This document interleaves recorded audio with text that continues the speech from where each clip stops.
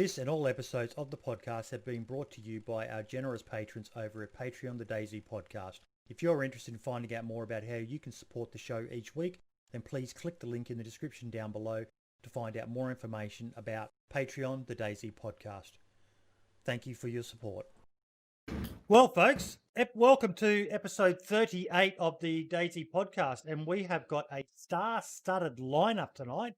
Mr. Diddy, finally, we get you on, mate. You stood us up last week, but you stood us up for very valid reasons, didn't you, buddy? I did. It was my mother's 60th birthday, believe it or not. Yep. Woo. Yep. She gave my Happy flowers. birthday. She did. They stunk. They're Australian. Yeah. and we're also joined by Daone and Gravity Wolf because they've got a bit of an announcement they wanted to make. But you guys, both being modders, are going to be fantastic for the discussion that we've got.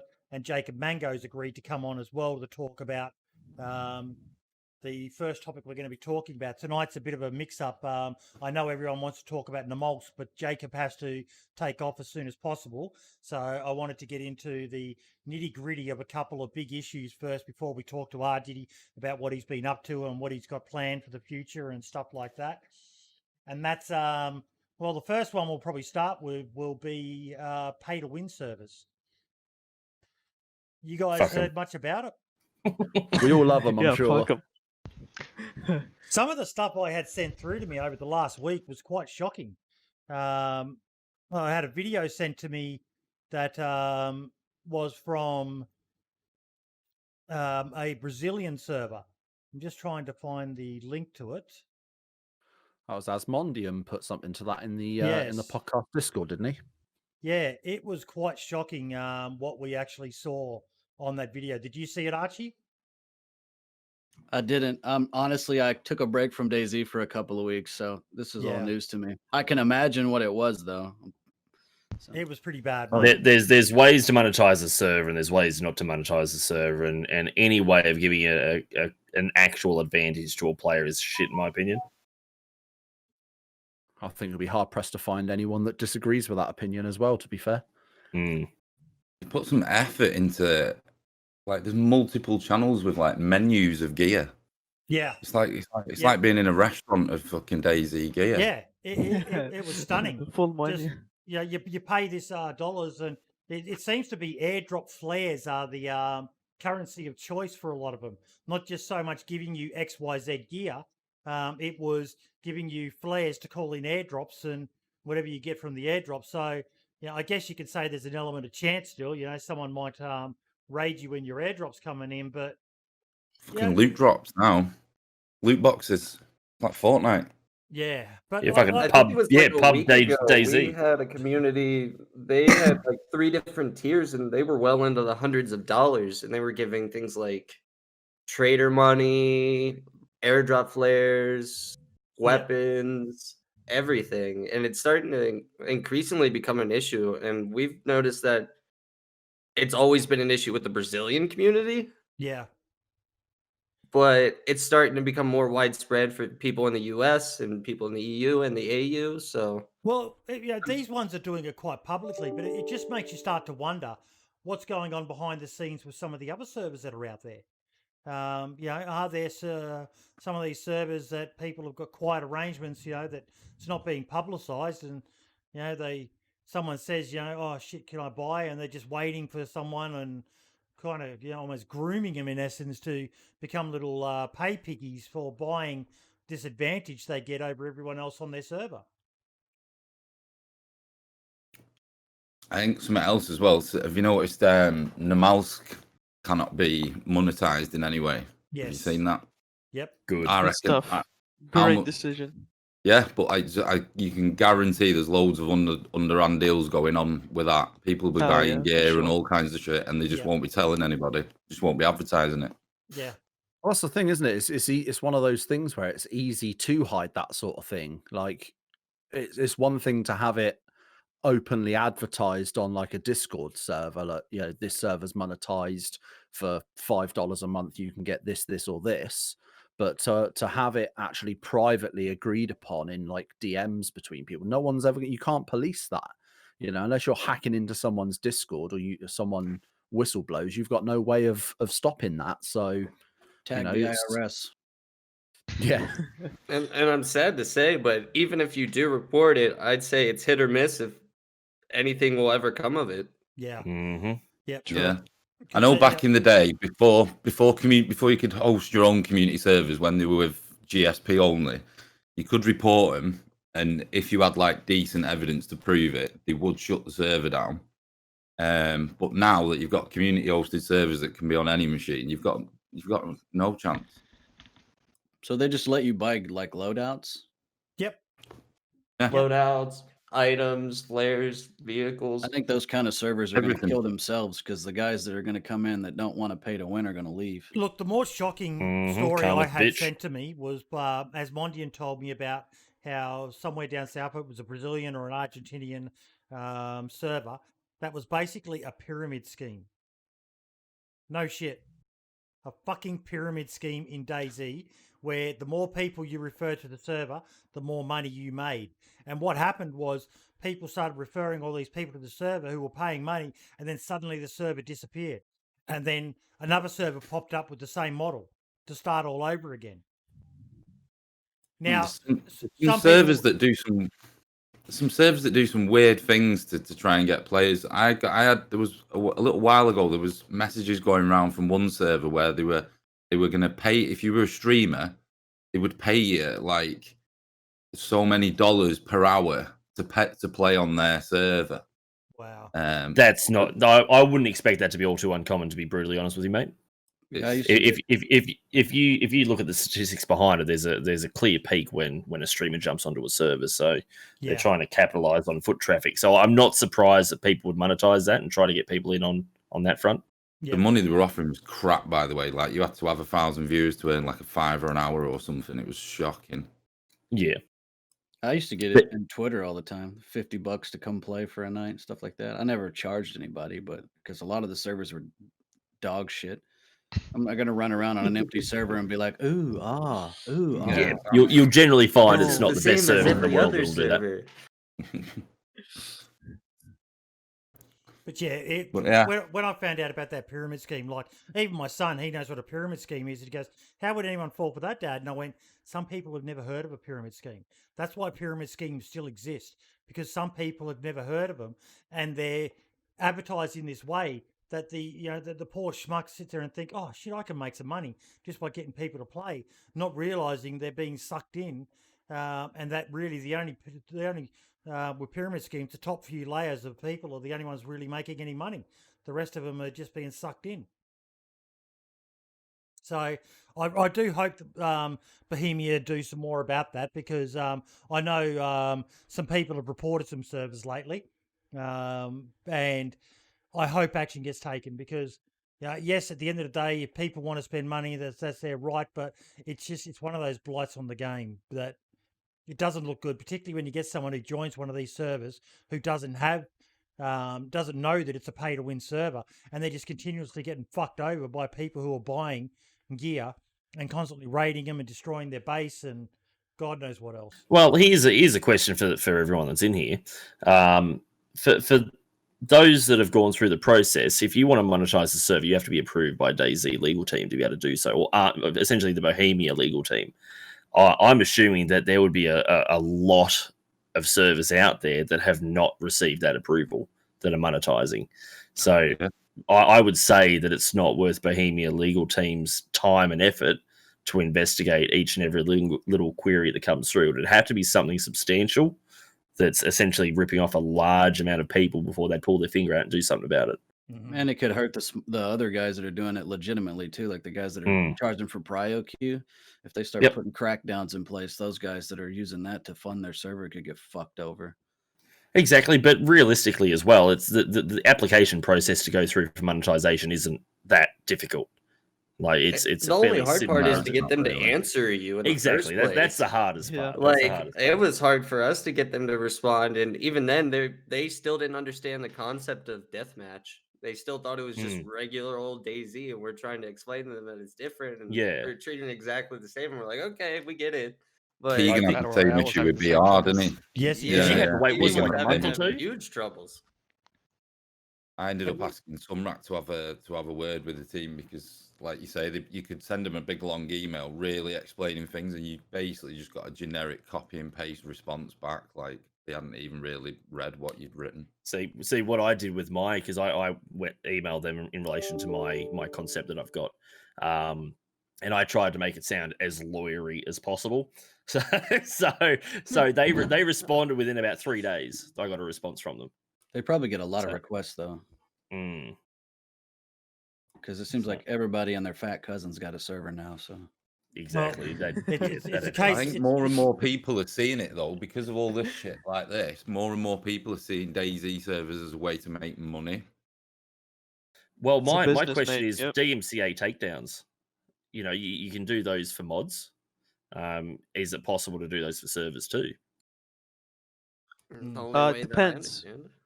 Go ahead. Beanie is the only one that Depends. can enforce it. If the content creator has a mod on a server that they specifically didn't ask for like permission and then monetized, you have like full rights to ask Bohemia and email them, let them know to contact that person to take the mod off because you never gave any permission, and you're supposed to actually let the legal department know by email of any mods that you get approved or you get permission, just in case no false reporting happens. But of course, that's never practiced 100%. Most like large communities do it, but a lot of people they don't do it. It's scary. It's scary. And buyer beware. Just be careful with what servers you're joining, folks. Try to find out as much as you can about them, because not all servers are created equal. There's nothing wrong with monetization of a server if it's done right, like you were saying, RDiddy. There's some servers that some communities have multiple servers going, and it's expensive. Yes, it could be a hobby, but it's expensive, and it could add up to thousands of dollars, particularly when you're purchasing mods and all the rest of it. But there's some out there who are doing it very unscrupulously, and those sort of servers, I'm sorry to say, but if that's the way they're running, what else are they turning a blind eye to? I wouldn't touch one of those servers with a 10-foot fucking pole. Yeah, and I mean that's the thing as well. Is like as a player, like if I was going through the list of servers I wanted to join, if I saw one and I looked at the Discord or whatever and I saw it was quite clearly one of those pay to win, I would automatically stay away from it, but not necessarily out of any moral obligation to do so, but because there's so many servers out there now that have loot turned up quite high anyway. Like you look at it's now the wall, it was Trump's wall. Some of their servers had like 5-time loot. So you would literally go to like the little small checkpoint between Topolka Dam and Staroy. There's like 2 little tents there, but you'd find, like 6 or 7 guns, all the mags and ammo you could ever dream of, and all the gear you could ever dream of. So why would I then go and pay, say $10 a month to go or whatever else to get fully kitted on a server when I can just go onto one of those servers and in 5 minutes, completely fucking free of charge, I can go and get the exact same, if not more, amount of gear anyway. It seems a bit pointless. I think Archie's point where he was saying, money-driven servers like that, I think will eventually just burn themselves out. That's what I think too. I think they'll take care of themselves, man. Plus, if you're having trouble finding gear on DayZ, you need to go play Call of Duty, bro. There's like 7,000 guides out there on where to find shit, and it doesn't change that often. Yeah. So, I mean, Also, one by you, isn't there, Archie? Just throwing that out there. what happened? You've got some videos out there too, don't you, brother? A couple, yeah. I don't really do loot guides. That's Amish said he likes us. Hello, welcome, and thanks for watching. But yeah, he's got the loot guides. But no, yeah, it's just like the shovel's the best weapon in the game anyway. So I don't know. Like I've squad wiped with a hammer, Yeah, it's just I don't get it. But I think they'll weed themselves out for sure. So that brings us to our next topic, guys. And this is one where we'll start with Jacob. We'll let Jacob talk about this one. But the backdoor to servers through some of the mods that are out there. Now, Jacob, you said to me that Expansion Mod got accused of doing malicious stuff with this. Yeah, basically. That was just a sorry. It was just a API key to just log some data through the private testing stage. That was all. But it was accidentally left in the release for like 1 week, and yeah, we got accused of that. But that just leaves a bigger question. It took a week for it to be found by like other modders. What other stuff is being left in smaller mods? Hmm. Yeah. Right. You got to have That's server a owners good be question. proactive about it. Yeah, there's recently a mod that popped up. It was I'm not sure who created it, but it was a stamina mod to where you have unlimited stamina, and that person that made it allowed everyone to repack it, and everyone saw, oh, this is really cool. This is probably some yoinked mod. Let me just repack it as well because the author lets me. They didn't know that the mod actually had some bit of code that edits my mod. Me and Larry that made VPP admin tools, and they add themselves as an owner to the admin list because it's very possible to just override script. There's not really any security in it. The full source code is available. So pretty much they made themselves admin on any server that repackaged that mod, and they started cheating. But luckily the tool actually logs every single action by everyone, like everyone, no exclusions at all. And yeah, they figured that out, and soon enough that mod was never used. But yeah, that person tried it, so this is the very first time I've seen it ever. So, what happens in a case where stuff like that happens? Does it get reported Well, to? there isn't. Well, you can report the mod on the workshop, but there really isn't much you could. Steam does. If it's not a DMCA, they don't give a shit. Typically, that's the case. That's pretty So slick, you just though. have to really, you have to know the person or the creator, and at least if it's credible or not. I mean, I don't really encourage other people opening the mods and looking at it unless they really want to learn, which is okay in this case if they have the ability to open it and have a look at the source code, and maybe if they understand anything, like that's an option you could do. But really, there isn't any concern to your like players if you install it, unless you know, like things like IPs and all of that. That's pretty secure. They can't really get that information through like mods. Um, so yeah, maybe Jacob can expand on that. Things Well, of before like before you do, stealing I do data. want to ask something because from a pleb perspective like myself, now I've got an Apple iPhone, and my understanding that all apps that are uploaded onto the App Store are carefully screened by Apple to make sure that they don't contain anything malicious. Now, stupidly, I thought that Correct. was sort of similar with game mods, but I imagine there's hundreds, if not thousands, but then again, there's hundreds, if not thousands, of Apple apps out there. Why is the same thing not happening with mods? Is it Manpower. because they're free and Steam doesn't make With the anything App from Store, it? with the App Store, you got to pay $100 to upload an app in the first place. That is Yep, how they yep, can yep. check it. Yeah. Okay. With Workshop, you can upload it for free. People download it for free. That is why there's no checking. Exactly. God, And with imagine if they people- charged for the workshop. That would filter out so many crap mods. Oh yeah. server packs Yeah, but it would be would also happening every day. it would also only allow like filter out some talent as well, and only allow the people that can pay to make mods. Touche. True. It's a bit of a damned if you do, damned if you don't situation. So, what can be done with these backdoors? You basically said someone can in the code was making themselves an owner of a server. So that Yep. pretty much means they could completely fuck with someone if they so desired. Yeah, pretty much they have access to cheat tools. It's pretty much cheat. It's no longer an admin tool, it's a cheat because they would abuse it as however they wish. So, yeah, I mean, so far, like the two major admin tool mods, they have all logging and everything is like visible. So if any actions happen, always like check your logs if you're concerned with that. And yeah, I guess you really have to keep an eye on the mod that you add. It has to be something credible, but yeah. There's no real security behind it. We used to be able to put certain variables into a state of privacy, but they changed that to allow even when you mod a class, you have access to it. You used to not have that, so then you could mark something as private, and only the functions that you write to manipulate it are the ones that can be used. So you could stop people from adding fake data if you wanted to. Right, yeah. But now That was there's changed none of that. mostly to make things easy, on modders, but unfortunately it opens other backdoors, I guess. I don't know. See what? That wasn't really a Are protection. you Anyway. so all right? We're sort of talking about like getting admin access here to a DayZ server, going outside of DayZ, right? So you've got a mod on a server, and you've already talked about it. You can send traffic out from that mod. So what else can you do then, if you think about that? Well, things that are contained within the metadata that is sent through those HTTP requests, you can get IPs. You 100% can get IPs. So for another thing that I'd like to ask, could you send so all right, so you've got a mod.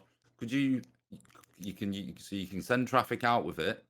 Can you send out player join requests? player What do you join mean? requests?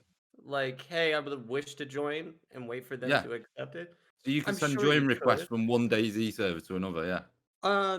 Maybe you could probably send the IP address back and then force them to disconnect on which they were trying to join and then force them to connect to the other one. So it could be a possibility. Where I'm going it with would be this is if so Yep. say you sell your mod to 200 servers, and then all those servers are sending join requests. You've made a DayZ botnet, no? That you could use to attack another server. Yeah. You could create definitely a lot of traffic, but I wouldn't say if anything. It might be significant. It really depends on how they abuse the current library of sending web requests. But so far, I haven't seen it, but I have tested it, and there were some results that show it's possible. So I'll yeah, tell you why but I I'm haven't going seen with it in this. any public mod.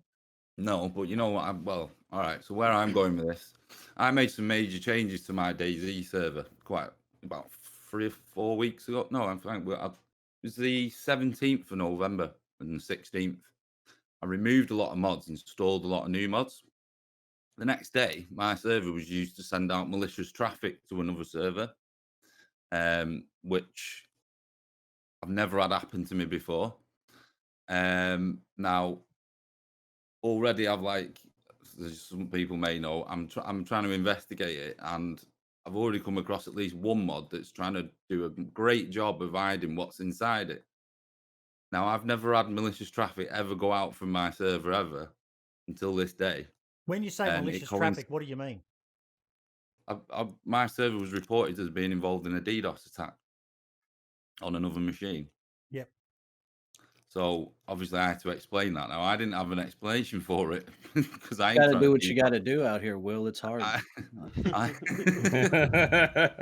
I had no explanation for that. So then I'm starting looking at when the attack was, and it was the day after. It was less than 24 hours after I'd installed quite a few new mods, and at least one of them's doing a very good job of hiding what's inside it. So I'm now curious. Did you end up locating what mod it was? Yeah, I'm not saying it while I'm streaming because I'm trying to investigate this at the moment. Yeah, no, I don't think it's the only one. So that's why I'm curious as to what can be done once you've got this mod on a server. Well, I mean, if you have someone who can find where the malicious function call is, or wherever they decided to start the malicious attack, you can always, if it is truthfully a mod that has features and you just want to remove that, it is a possibility that you can go get that removed and do it yourself. However, for people that aren't developers, that's like asking you to find a needle in a haystack. Yeah. Pretty much. And I don't think it's right for anyone, for server owners at least, to have to go around to other modders like Mark or Jacob or myself and say, hey, can you remove this from this mod? It's malicious. We should be able to report this. This should be against terms of service. There should be some sort of You would wonder about legalities as well. Say what, did he? What are the legal thresholds here as well? Are they literally breaking the law doing this?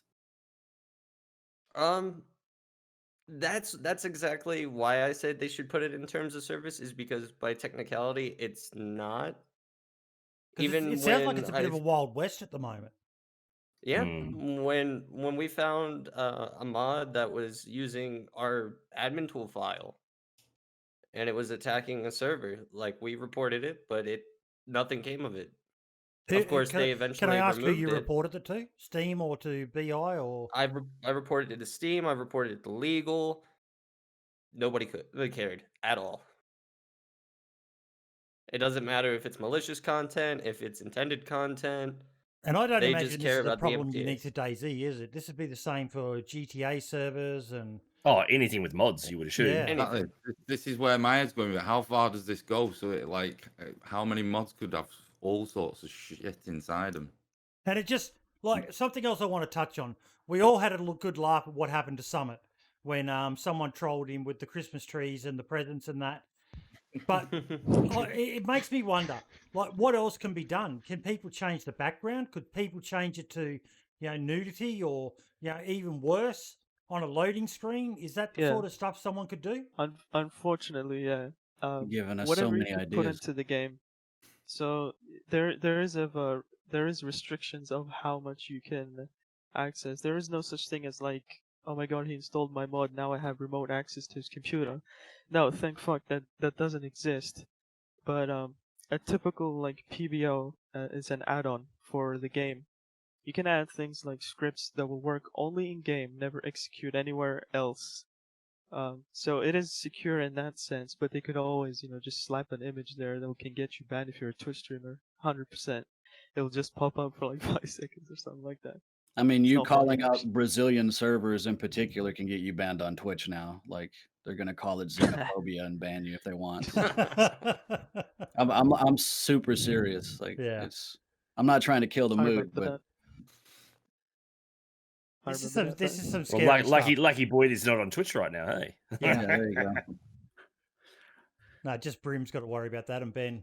I think they're the only two streaming right now. Yeah, but to be fair, no one's sitting and watching me chat shit, so I'm not too concerned. I skate under the radar at the moment, so I should be okay. I don't know. You're doing pretty good right now. Proud of So you. basically, the threat is to servers. To what about dedicated servers? What's the issue? Is there any specific issues with a dedicated server as opposed to a hosted server? Yeah, there are some possibilities to where. So here's the thing with if you install a mod on a server, they have full access of reading your DayZ root directory, so the install where the server exists. So if you have like any sensitive files there, make sure you don't put any like passwords, API keys. You could always put that in a subfolder and give it a different path. So because some mods are able to access and read files and like scour through the whole folder there. So yeah, that's really the main concern with stuff like that. It is possible that they could upload little bits of files to the HTTP library that exists in the game, but I'm not sure about large files. But text files most likely is very much possible. They can get your Archon password as well to monitor Oh that. yeah, that's right. Yeah. As if it's Archon under password, yeah. the vanilla name and it's in a vanilla location that we can read, So- we can pick that up really quickly. Yeah. With the Archon password, that's a thing. But you also have possibilities to isolate those files. You can have it's a bit technical, but server owners might know this. You can add a command line to change your BattleEye path where the folder generates. So that will keep it safe from storing within the root directory. So any mods won't be able to access that. I think someone should actually make a little guide with that. I haven't seen any people do officially how to stay as secure as possible with like Archon passwords in your root directory. Yeah, so I think. Bad idea. Yeah, I do think that's a good idea. Maybe Archie or Marks, if you're watching, that might be a video for you guys to do. Just to,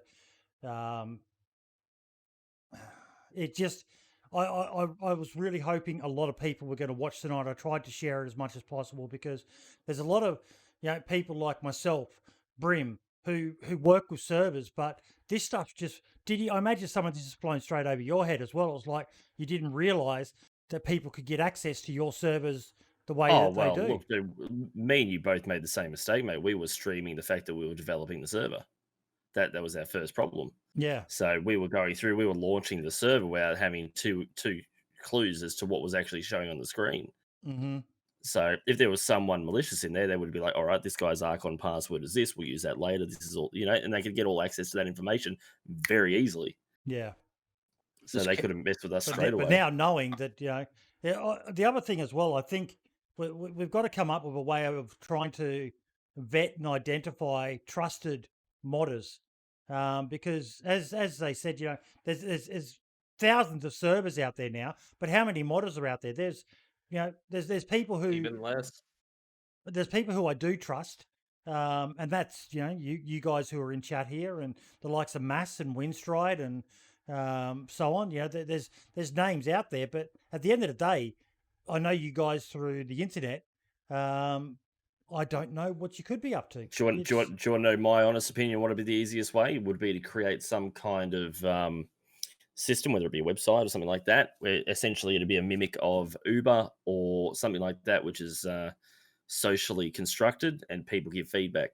Hey, that's So on it's the all based on DayZ. feedback. That's on the DayZ Modders Discord, or at least it used to be. Exactly. I paid a girl $700 plus to do mods, and she fucked me over. Yep. She gave all my ideas and all my stuff after I paid. We raised money, and I spent a lot of money out of my own pocket, and I'm sure Ben knows all about this. And she ended up taking all of my assets that I bought and sent to her, and all the work I had done, and giving it to another server. And I had no, really, everybody talks about DMCA and stuff, but it did me no good at all. I had no repercussions whatsoever.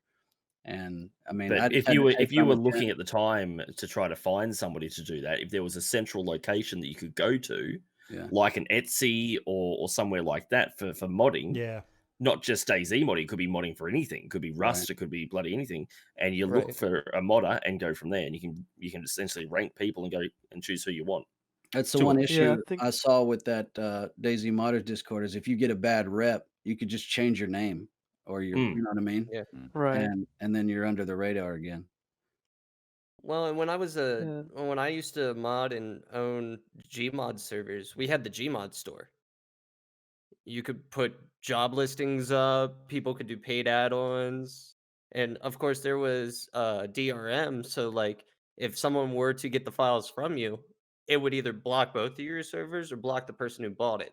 And we could stop people from just taking add-ons that people are paying money for and distributing them. But we don't have that in DayZ. I think there's a little need for difficult, something a like bit. that. Well, Bohemia, you arrogant. You gotta convince them that they should set up something like that for the community. I mean, even with Arma 3, their policy with the tools is anything created as a P3D. P3D is like a format of a model. So anything you create with some specific types, you can't really monetize or sell. So if I create that thing and I start selling it, because I created it with their tools, I'm technically not allowed. So if they get wind of derivative that, work. you're in trouble. Yeah, exactly. So there's a bit of a issue there with what you can create for paid mods, scripts, and models and all that. It's very annoying to explain to people, but Bohemia should really come up for the future if they keep doing Especially as community modding is such for a their games. backbone of their titles, isn't it, Dewan? Exactly. They should create something to where it's a bit more friendly for even the modder to even start, whatever small little thing that they have and monetize their things. But yeah. Well, Foxy's put in my chat here. DayZ needs a developer-approved mods. Needs to do developer-approved mods like Rust. Oh yeah, that'd be cool. A little Yeah, that'd check be mark cool. on them. Yeah. So you the way I mean this, you might as well all be speaking Japanese to me. I got fuck all idea on what half of this is, but the idea that I could then go into the workshop, look at such and such has created this new mod that's most popular this week, go in and see like that little Twitter verified check mark next to their name to tell me, right, well that's a modder that's had a long history of being a very good modder, a very positive modder, never had any issues, creates good shit, stuff like that to kind of set them apart from everyone else, so we all know those are the ones to go to. And if you haven't got a check mark, then you can work towards it, and there should be some sort of some sort of way of Verification process. unlocking. Yeah, some sort of verification process where you need to prove that you are who you say you are and that you've done certain things, and maybe it ties into the comments on the Steam work page or something, or do you know what I mean? Like however many upvotes or Steam awards you've got for your mods can Like, work towards out of that. curiosity on this point, for those of you who've done mods and uploaded them, what information does Steam and Valve get from you to be a mod uploader? Nothing. They require Yeah, nothing. You just need to own the game. Yeah, you just need to own the game to be able to access the workshop. And other than that, you can put whatever content. You could throw porn up on the Steam workshop if you wanted to. You just have, if someone sees it and they don't like it, they'll report your ass. But it doesn't stop you from doing that. Wow. DayZ tools. Boyd is blown away here. Wow. Well, Foxy's put a link in my chat here. It leads to the Steam workshop for Golf with Friends. So what I'll do, if you give me a second, is I will see if it will let me share my screen into Discord for everyone to see what I'm talking about. I like what Zombie Lee said. All we want to do is get domed with Mosins, and we have to deal with this shit. Yeah, I couldn't agree more. But yeah, if you spot there, it shows developer approved. Yeah. So you can physically tick that box, and it will only show up mods for that game that are approved by the developer of the game in question. In this sense, Golf with Friends. But imagine that was DayZ, and suddenly you click developer approved, and you've got Helkiana's mods are there. And Trouble with that is though, is you have to hire somebody to do that, which then you're going to cost 30, 40, 50 grand a year for somebody to go through and approve that. That's excess income that a company doesn't want to output, essentially. I'd go down the route of, I'm sure some modders there would be happy to pay 20 quid to go through an application process or something. Yeah. Yeah. I would have thought pretty much any modder worth their salt would look at that and go, do you know what? That's really good. If I can get like an approved thing where the actual developers of the game that I'm creating mods for, say yes, we endorse this modder. That's a positive thing. Yes, give me the power. I reject all mods. All the mods. I reject all. My summer card does that, but what they do is they'll take the most popular mods and then he'll fold them into the official game, like the ones that people really like that don't break the game. I don't know if you guys play that, but the indie dev, he's yeah, just him and his girlfriend. Yeah, they work on the game. Yeah, but it's a bit easier to do. Yeah, he takes all the best mods. Corporate. Yeah. So what if there's a mod, and it gets updated with malicious code, but it's first developer approved, but then it gets updated? How would Bohemia deal with that? You got the same problem again, or are they going to approve on each mod update? I think the first part that needs to be done is there needs to be more accountability, more, basically for us to be streamers, to get partnered and to get monetized on YouTube. The hoops you got to You just have through. to buy followers online. Oh yeah, but to be able to get paid and all the rest of it, you've got to give up all your personal details, tax file numbers, stuff like that. There needs to be maybe not tax file numbers because they're not getting paid. Although this does come back to the argument of if mods were able to be sold for 99 cents or whatever on the fucking workshop, it might encourage people to be a bit more professional and not stoop to. There'd be a lot less DayZ servers, that's for sure. Remember what happened with Skyrim? They did pay mods. Remember how that turned out? Oh yeah, people hated it. Yeah, Steam Workshop has the system. System is ready to use. But see, I don't know. All I can think of is they must have handled it wrong because for the life of me, I can only see the majority of positives if it's done correctly, if it's nice and cheap, because from both perspectives. One, security for the consumer. You know that the mods you're getting have been screened and vetted and made sure they don't contain anything malicious. And two, the modders are actually making some money finally, and not just doing it out of the goodness of their heart and praying that one day the work they've done might get them a job in the industry that they love working in. It's you've got fucking people selling bloody titty photos on fucking OnlyFans. the SoundCloud Boydie rappers. 73 on and- OnlyFans. Oh, How yeah. dare you bring my wife into this, Boydie? But SoundCloud rappers, Spotify, people making money like that. Yet everyone still seems to balk at this idea of modders making some money for the mods they create, for the effort they put into this game. I can only see it as being a positive, but everyone just seems to, oh no, it's that sense of fucking entitlement. No, I don't want to pay for something that should be free. Yeah, it might be Yeah, free for you, mate, yeah. but what about the fucking hours that go into working it? That is a more legitimate thing. Look at the shit And the the expansion frustration. team got for the $4,000 they raised in donations. People still bring it up. Where did the money go? A And concept that that I shouldn't matter where talk it about a went. lot. No.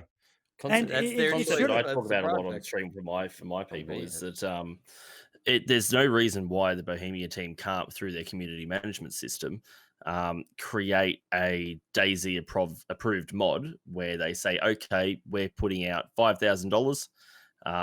We want a map that's to be developed, and essentially you'll get 10% of the sales profit as well. Yeah. And there would be a shit ton of modders that would go out there and make the best mods and the best maps and the best anything and everything that they can. It would cost DayZ a fraction of their development cost and would maximize their profits, yet they don't do it. They already do Mhm. that for Arma 3, something like that. There's no reason why it can't be used for DayZ. Yeah. And I feel like at I the feel moment, like a lot of the. I Oh, sorry, feel- go on. No, you can go. So, as far as Arma Pink. 3, it seems like they learned a lot from Arma, but the things they didn't need to learn from, they learned something from it, and now they're not doing it. Every single time, I wasn't in the Arma community, so all I ever hear is what used to be, what used to be, what used to be, and then it's not here. Why is all this suddenly changing? Shouldn't it be company policy or the way the company is ran? Is it just Yeah. a change to your personnel at the headquarters? I feel like True. they're making way more money off DayZ currently than Arma, so I don't know why they wouldn't invest more manpower into it. So something like that. I Well, don't there know. But was something that was brought up last time. You all were looking at player numbers. Our peak for the last 30 days hasn't happened since 2014. True. Mm. Yeah. When modding was released, we quadrupled our numbers and then doubled them. Yeah, they do need to show more love for the modders. Just just somebody that can bridge the gap between modders and players. Because I've hired a lot of them and I've sat in Discord listening to them, curse and punch their computer screen. That shit's frustrating. It always breaks. The tools are antiquated. It's impossible to work with. Like I watched Mark make a little scene with like a table with some stuff on it, and it was like watching somebody work on Windows 95. So I'm not exaggerating. Like if there's a video out there you can watch, it's ridiculous. Is that the So- trader mod that he teased everyone with and then he's kept it for himself? Maybe. As a little side note to all the developmental stuff as well, I reached out to Adam, would have been 6+ months ago, in relation to community managership. I've tried to reach out to the devs before in relation to the matter, just got stonewalled. But Adam actually said to me to get in touch with Bohemia Marketing, because Bohemia Marketing are the people that actually run the community management. So I was a little bit... I don't know whether the marketing team is the people that we want running the community managership, or whether it should be people from the actual community itself that have been promoted through to actually running the community managership. Because why do we want somebody who's trying to sell us something running the community? Exactly. that's Everyone's financially outsourcing driven. anyway. My bad, Ben. No, you're right, mate. No, I agree. Yeah, it just makes it seem like the community thing is really they're just financially driven. You want somebody Exactly. who's going to be making those tweets that make us laugh and all the rest of it, not just slinging adverts on Yeah. the Twitter. The end goal is to get money out of our pocket, not to build a community. There's a lot. I think it's clear that this game's got a hell of a lot of life left in it, and the potential for money to be earned from it still is massive.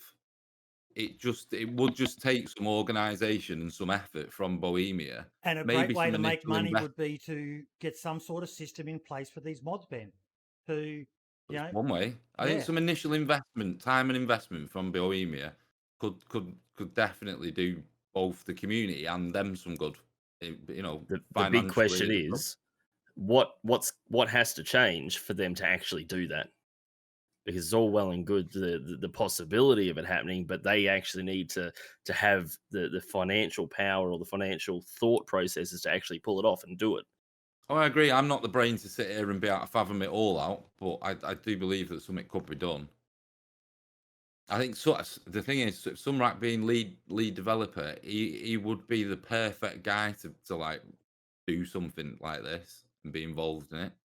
But it would obviously take him away from doing other things. I think it says a lot. I think it says a lot that Adam has released a mask that was completely done by a developer of the game, and it was not monetized. It was not official. It was a mod. Yeah, I agree. That says a lot. Yeah, I'm really surprised. I'm not surprised that Adam had the ability to do what he's done. Don't think any of us are surprised by that. I think we're all a little bit surprised that they allowed him essentially to do that. Because I would have thought, and I'm no expert on the subject in any way, but I would have thought there would be something in his employment contract with Bohemia that said they own anything he creates whilst working there. Because I know a lot of companies have that when in the games. He made the space. mods before he started working for him. He probably had the intellectual property rights, I reckon. Yeah, he's doing the mouse in his spare time. It's not like he's sat at work doing it. He's doing DayZ. Exactly. He's doing DayZ all day, then going home and doing it in his spare time. One man on his antiquated laptop That that he doesn't bloody matter. plays on. That on his doesn't laptop. matter. Do you know That what I doesn't mean? matter in this case because Bohemia owns all mods. No. True. Bohemia owns True. all Very mods. true. Active Actually. derivative work. I just think the dev team have missed a massive opportunity to make a bucket load of money because of the hype that's been put behind the mask. You would have had, let's be conservative, what, 5,000 people that would have bought the mask? What, $10 a pop? I said this months ago I when would say Adam was way on more. the show. Oh, When I'm Adam being was on the conservative show. though. Yeah, no, I because see. the console guys can't play it, and that's the biggest thing right now. You would have had every cat with an Xbox or a PlayStation would have bought that. That's for sure. Point. That's a good point. Because I think a few of us said ages ago that the best thing ever for that would have been as a DLC. Yeah. But then I'm always thinking about PC. Sorry, consoles. But yeah. No, it would have been great if they made it official because even if they bought it off Adam and just given it out as a a thank you to everyone for being loyal, or And the buildings would have had more than 12 polygons. So I think we I do can't need blame to him on that. just like take a moment to talk about Namalsk and how there's finally loot in the apartment buildings, though. Because I don't know about anybody else here, but the moment I ran in to an apartment in Vorkuta and saw there was a can of food on the floor in there, I damn near filled my Or 10. pants. I just ditched the apartments. No, don't wasn't ditch the expecting that. apartments. The apartments are fucking full. I mean, it depends. I know there was like, what was there, like 20 sort of official community servers that went up with the release of Namalsk that Adam had linked to in the Namalsk Discord. So, but I was the same as everyone else. I thought, it's fucking, there's no point in checking the apartments at this point. There's not going to be anything in there. But I thought, I'm in this town, and this town is just apartments, essentially. So I'd be stupid not to have a quick look. Walked into the first room and found a frozen can of beans and thought all birthdays it's and not Christmas just had the come at once. apartments. If you check the military vehicles, they turned loot off of them years back in DayZ. But military vehicles like tank wrecks, jeeps, stuff like that, there's loot spawning around them. And you guys know how much I love Adam and the dev team, but if they can do it in this fucking mod, why can't they turn loot back on in those in the official version of the game? See, I think I have an answer. Performance, maybe. I think I have an answer to a degree, because if you notice that that Sumrak has included Inclement Dab as a contributor to the mod. It's well known that Inclement Dab has helped in some way with creating the Namalsk for Adam and getting it working. And if we remember when we had Inclement Dab on the podcast last, talking just before the release of the DayZ editor that he created, he was showing us that with that editor tool, you can place custom spawn points for gear. I was going to say, I think Helkiana did the apartment loot spawns, I'm pretty sure. It was healthy. I reckon Adam would have just used the internal tools for that. And Yeah, I know the only G's got them reason on why their it's own not in apartment. vanilla is because of the server performance it would have, the impact on Yeah. the server performance. I'm not sure if you and Ben looked at the files that Samrak has worked on, but they're completely different. The setup that he has, he makes use of the CE in a different way. Oh on the yeah, Central I've Loot been. Economy. And actually the size of the map is like almost perfect for it to work in the way as he wants it. Like if he wanted to spawn an M4 exactly in this building, he flags that building to do that. It's a bit harder to do it on Chernobyl setup because it's more like universal how the way the tiers work because of the size of the map. And that's one of the issues with the apartments. I believe we did talk about this in a previous podcast, but the apartments are just cursed. That's it. They're cursed. They won't work on Chernarus. See, but I'm Well, I've seeing got- comments in Brims chat here from Helkiana and Richie basically saying that Yeah. if you turn loot on the apartments, and the apartments will soak up all the loot from the server and they'll become insanely lucrative. I understand that, but why can't they create special tier of loot for them? Certain items can only be found. Like I remember back in the day, if you wanted to find a tent, the place to go was the apartments. It was, you know, and it was one of I those was gonna things. say that too. Yeah. They still spawn there in Novaya. So It's why really can't they difficult do to answer something like because- that? A certain tier. It's difficult to answer because the previous versions, we never, like as a modern community, we didn't know what they were, like 0.62 and 6.1. We didn't exactly know how they worked, and a lot of things changed. But I guess really there aren't any modders that attempted it publicly, like with a public mod on spawning loot in the apartments. I might try it. I never tried it. Maybe we'll give it a shot. You know what's funny? There must be a valid reason why the developer won't Yeah. do it. So Every single time I lurk Boyd's stream, he's talking about those goddamn apartments and how they smuggled in. Just to appease him, you reckon? Oh shit. Is there anything else we want to add to the topic about the security flaws with the service guys? Because Jacob, I know you do have to run. Do you still have to run, mate? I can stay for a couple more minutes. Can you stay for a couple of more minutes? Awesome. There Well, was one Love you, thing I buddy.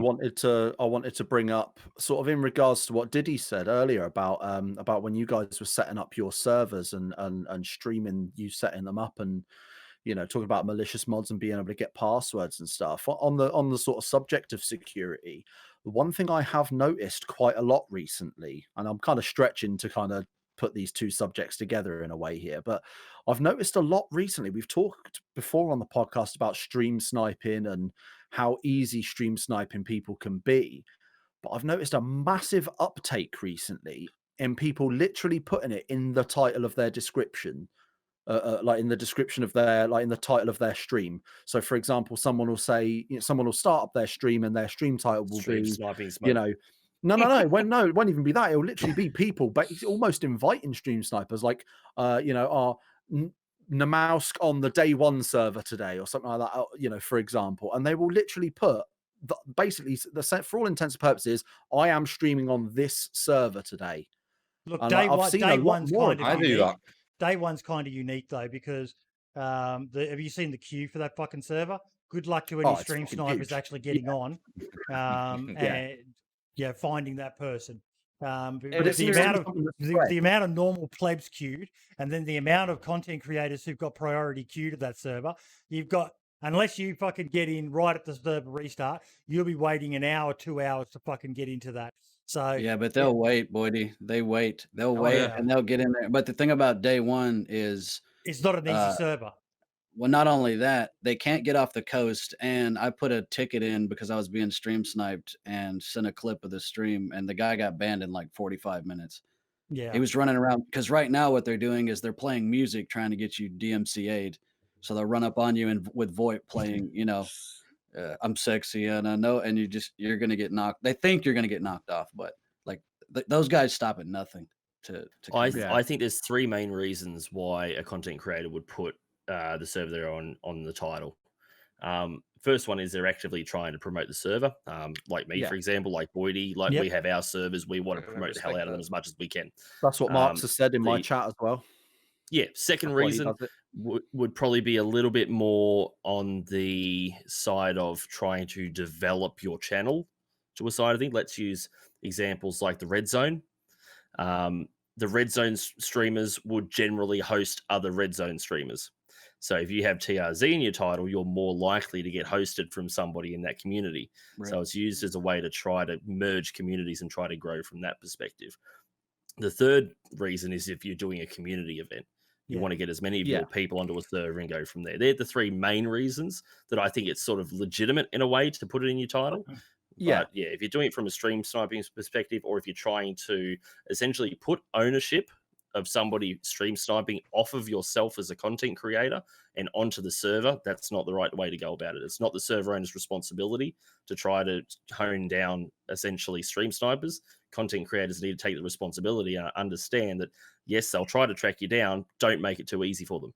Yeah. And that's what I'm saying. It's like historically, if you like, let's say you go back 12 months ago, even 6 months ago, you go onto the Twitch directory for DayZ, and all the titles, very, very few of them, like unless, like Diddy just said, doing a community event where you want to get everyone onto that one server, which what we did when Uncle Ray Ray had his Boom Boom Room server. Everyone had Boom Boom Room in the title because we were trying to get as many people on to just completely go fucking bananas on that server, and it worked. So that absolutely makes sense. But if you look back 6 months, with the notable exception of those instances, very few people had the name of the server or any server related information in their stream title because they didn't want to get stream sniped. Whereas nowadays, at least in the last couple of weeks, it seems to have gone the other way, where even ignoring the existence of the day one servers, so many other people are doing that. They're doing it for like RP servers and things like that. And I'm noticing it a lot more. There seems to have been a shift from, you know, from not wanting to be stream sniped, so not putting anything in the title, to kind of going, well, I'm risking being stream sniped, but I might as well put it there anyway. I think stream sniping is less prevalent than it used to be. I mean, if you go back, like, I would disagree. Yeah, I would disagree. Yeah, I would say I would prefix that by stating negative forms of stream sniping are probably less prevalent, but you've also got the stream helpers that always pop up. Yeah, I was more referring to people literally killing people. Exactly. Yeah. I thought you might have meant that side. I call them stream stalkers. If you run up, or the guy from chat that runs up and he's like, "Hey, it's me, it's Pussyface 420 from chat." It's like, dude, come on. I saw it when they first came back. Helkiana just said a good point there, and that's the fourth reason I think. Day one right now is where all the cool kids are at. You're not a cool kid unless you're playing on a day one server. So a lot of people are putting it on there because they want people to be seen. One, that cool enough to make it onto the server, and two, because everyone's watching it. You know, there's I think at least half of the people on that server at any time have got to be streamers. Why do you want to create content on a server saturated with content creators? Then everybody you run into is, you know them, so they know your shtick already. You know what I mean? I don't know. Some people they're probably putting day one in the title and not even playing on day one. You know what I mean? It's just, I don't know. It's bandwagon stuff. Yeah. Well, doing that, it's a good way to not get stream sniped by putting false information there. Yeah, misdirection. That's right. That's true. Very true. Okay, so I want to get back to the thing we usually do at the beginning of it. Diddy. Yes. What have you been up to, mate? Playing a lot of Call of Duty. Sorry, not Call of Duty. Hunter Call of the Wild of late, haven't you? Yeah. No. You know, I've reached a stage at the moment. I've been hitting DayZ hard for 3-4 years, and I just need to take a breather from it. Really, you know, you reach that threshold and you don't want to push yourself and burn yourself out, so you just step back, take a breather, and just enjoy playing something else for a while. So, for me personally, I still love the adventure side of things. I still love the gunplay. I still enjoy hunting and things like that. And for me, the Hunter Call of the Wild is such a perfect blend of all that.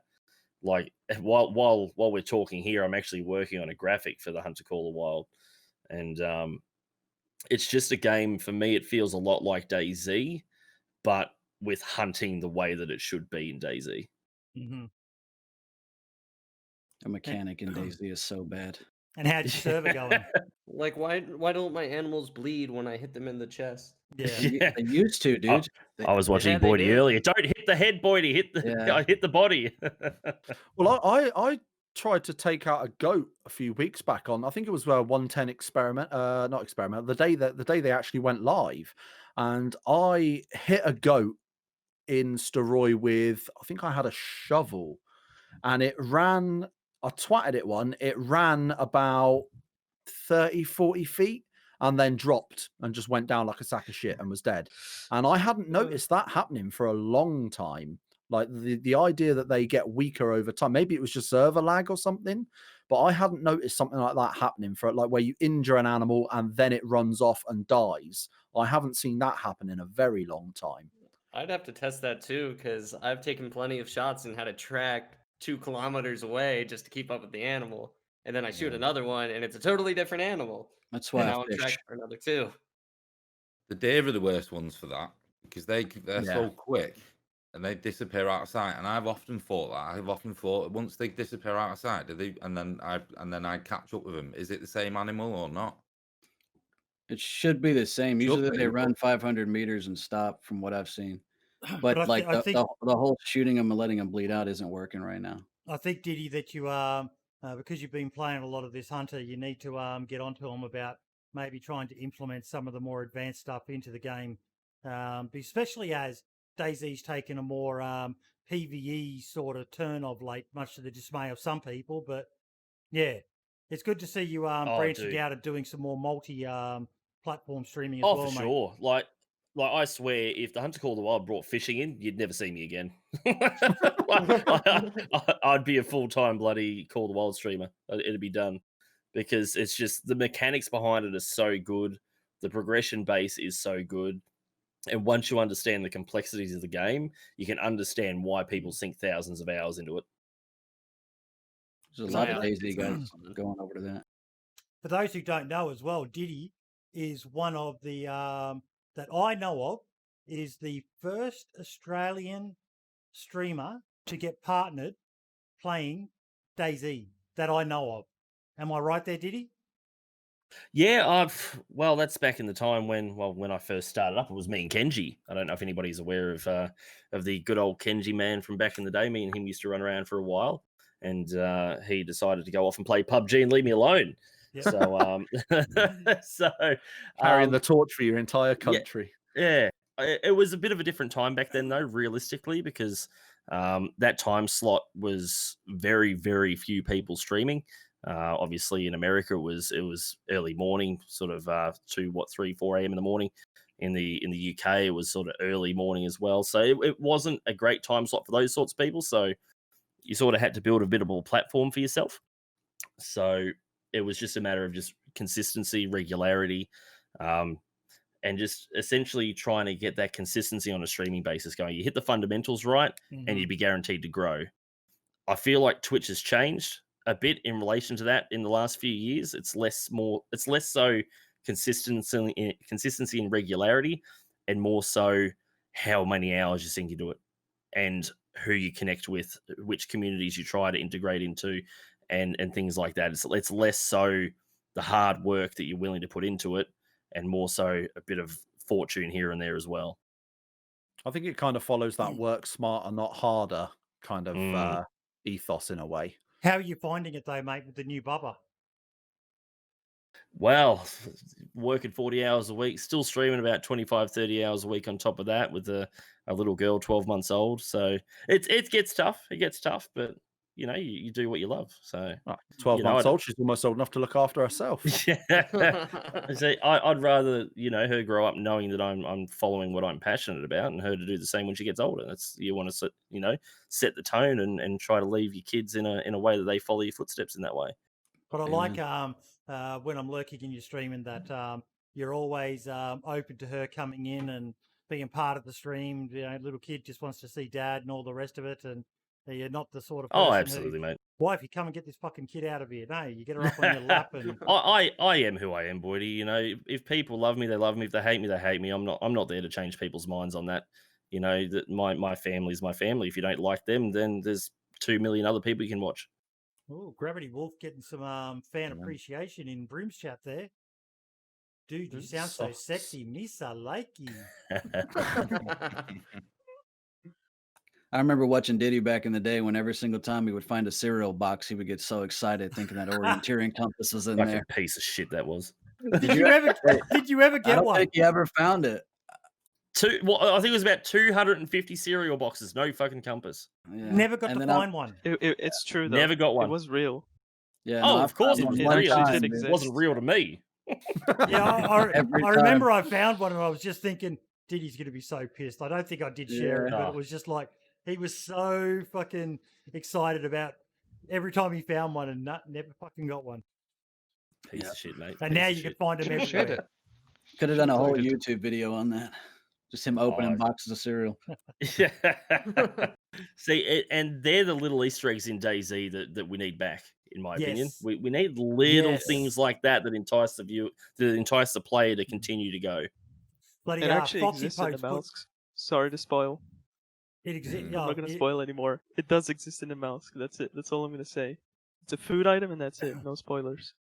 Okay, see, I know a lot of people are doing the whole Gauze rifle and putting it where the old one used to be, but that's like- obviously modded in. I The like only what thing I Foxy find in Pote has food done. items is salmonella. Yeah. I like what Foxypote has done. He's rebranded the cereal on the Blackout servers. The brand is called Sumrax. Yeah, all that. That's pretty cool. All that looks Yeah. good. Is it the one Yeah. that drops a heat pack? There's a chance. That's right. Yeah. Get a heat buff from it or something. And yeah, like Helkiana's saying, there's so many Easter eggs in the mole. So yeah, the Molsk is great because it's just making you have to change your gameplay and change up all the different varieties of the way you always ran and what you skipped and all the rest of it. Now you're checking everything again. Has the Molsk enticed don't you to build an come back, igloo. Diddy? Yes, but I want it to be on the alt. So we're just doing some fine tuning on the server at the moment, so it'll be up when it's Yeah. up. But I want my first experience to be on the alt, going from there, and so hopefully, fingers crossed, in the next day or two, she'll be up and running, good to go. I still haven't forgiven you, Brim. Me? He ruined the EVR storm for me. I had no Ah. fucking clue Ah. that it happened. Hang And about, he hang shared a about, stream sunshine. in my chat, and I'm like, "Oh, what's this?" And I watch it, and I'm like, "Oh my fucking god, that is so cool!" But I didn't get to experience it in game for the first time. I will get you back for that, you motherfucker. I will get you That's back. don't why need I'm to. not watching the Molsk streams. You at the don't moment. need to get me back because I said in your chat a moment before, because I raided you after my stream, first time ever on the mouse. I raided you and I said, EVR storms are awesome. You were like, oh, I have no idea what this EVR shit is. And I said, well, give me a minute then. I'll find the clip from my Twitch. And at no point did you say, no, I don't want to see that. And when Yeah. I posted it, you took the decision to click the link and watch it. Nah, So nah. you've only got yourself to blame. You dangled a carrot in front of me, motherfucker. How could I? And then I watched it, and it was like I just ruined the best fucking thing in the game. Oh my god! I didn't even know there Well, were EVR storms. I don't think it was just You're so much more intimidating with the beard, dude. and the tooth. No, it's the tooth. It's the missing tooth. Yeah. Oh, Hey, shit. quick Increases the personal story. character. Friday, I'm streaming the moles. I quit streaming it as much as I didn't want to. Go to the dentist to pick up my new plate. They put the plate in. I'm talking, yeah. Saliva dripping out of my fucking mouth. This thing just feels horrible. I'm like, fuck it, I'm taking it out. I grab it by the front tooth and I yank and I snap the fucking tooth. I thought your Fuck it. wife hit you. I wasn't gonna ask. Yeah. Sorry, kids. I just walked into a door. That's how the other half came out. But I just said, fuck it. I haven't hidden it. It doesn't bother me. I'm an ugly motherfucker. This makes me look a little bit more scary. So, yeah. No, mate, you look like a bikie. You look like one of those common sheros, mate. Oh, you know the Comancheros. Nice. A little bit of an Aussie, fucking scary motherfuckers they are. But yeah. How's the Aussie Survivalist going? For those that don't know, myself and Diddy, Archie was, but he left us unexpectedly because he's now focusing more on YouTube. He was our Clayton's Yeah, Aussie. the honorary Australian. Yeah, that was great. Thank you for that opportunity, by the way. Oh, good man. Australian Survivalist has been as same thing with you, boy. It's all about developing the Australian scene. Yeah. That's been my ultimate goal ever since I decided to start streaming on Twitch. It's all about being about community integration, trying to grow and develop the community around the Australian scene primarily. Essentially, with the Australian Survivalist stream team, the main concept behind it was to sort of not just to envelope DayZ, but to reach out to the entire survival genre, because there's not really much of a survival group, for lack of a better word, when it comes to streamers. So that's where we've got people like BattleMick, who does a lot of Dead by Daylight. Who else have we got? We've got KJ, who does a lot of War Tanks and a bit of DBD as well. And it's just about trying to reach out to people that aren't necessarily the biggest streamers in the world, but have built their own platform and who are looking just to join a group and continue to grow and develop. So for me, when I decided to leave the Karma Crew, a lot of that was due to the fact that I felt like I wasn't holding up my end of the deal when it was, being a member of the team. Because from a channel perspective, I'm not the streamer that I was 2 years ago. I'm not pulling the numbers that I used to. I'm not providing the same content that I used to from back then. So I just said to Minder, look, realistically, I'm not pulling my weight. I'm not doing what I used to be able to do. So I'm just going to step away. I'll focus on the Australian survivalists. I'll try and continue to promote and grow people there. And that's what I've been focusing on. I would love to ultimately, a little bit like Yogscast. I don't know if anybody's aware of the Yogscast stream team. They do a lot of work where they essentially take their content creators all around the world. So I'd love to be able to create a platform for people that join the Australian survivalists, where we can get sponsorships and things like that, and then all of a sudden go to conventions all over the world. That's a cool idea, mate. I like that. And I was honoured to be invited to the team as well, and I've really enjoyed it. It's just seems to be a lot more proactive than other teams I've heard of. Everyone's sharing information, and like Rhino and myself did a quick collab tonight. First collab I've done in so fucking long. I can't remember the last one I did. It's been that long since I did one. Beautiful Barry's a great guy. I love him. Reverend was the last one I did one with, and we played on Baby Nade's Island, and that's going back months. But it's really, really good to be, especially for us Aussies, to have our own little stream team, and there's no big egos in it. Everyone's just passionate about Australian and Kiwi DayZ and survival games in general. I have noticed a lot more sort of people from your neck of the world as well. A lot more Mate, we've Aussie and always Kiwi punched streamers above our popping weight. up. We've always punched There's above a our lot weight. more. Like you look back when I first started up, realistically, it was me and Kenji. They were the two main people when I first started up. Okay, hang about. We've got to stop for a second. Yep. Brim, do your fucking stretches. I've been stretching for like the last fucking 2 minutes. Every fucking look at them. No. I want I want fucking cost for these things. I want you chuck some standing lycra on up, and do it properly. and doing side to side stretches and touch your toes and all the rest of it. Come on, people are And paying their Brimstone points here. You muted yourself, mate. We can't hear you. I was shouting at his chat. I'm fat. I haven't seen my fucking toes in years. You ain't gonna catch me stretching to reach the fuckers. I'll stretch, but I ain't gonna reach the fuckers. I'll tell you that much. Come on, give it to them. Paying customers and all. Uno momento. It's a shame my webcam doesn't zoom out further so I could do a proper decent fucking lunge. You need to get 2 more webcams then, mate. There we go. I think everyone got their money's worth from that one, mate. Good on you. You're a good sport. There'll be a nude version on OnlyFans by the end of the week. That's for January. That's a January photo. So what else have you got? What else have you got planned, Diddy? I remember you were talking about an esports thing and all the rest of it, and yeah, as Gravity Wolf's probably aware, it's gone quiet on that front for a little bit now. Just waiting for a couple of pieces to fall into place. Yep. Got a few people ready, but yeah, we're needing 1 or 2 more critical pieces left. I think. Can you talk about what you've got planned? Minimally, because there's no intellectual property rights on it or things like that, and we don't want people sort of yoiking it from under us. But yep. Essentially, in layman's terms, it's essentially a competitive version of DayZ. Mm-hmm. It's not a battle royale. It's something a bit different.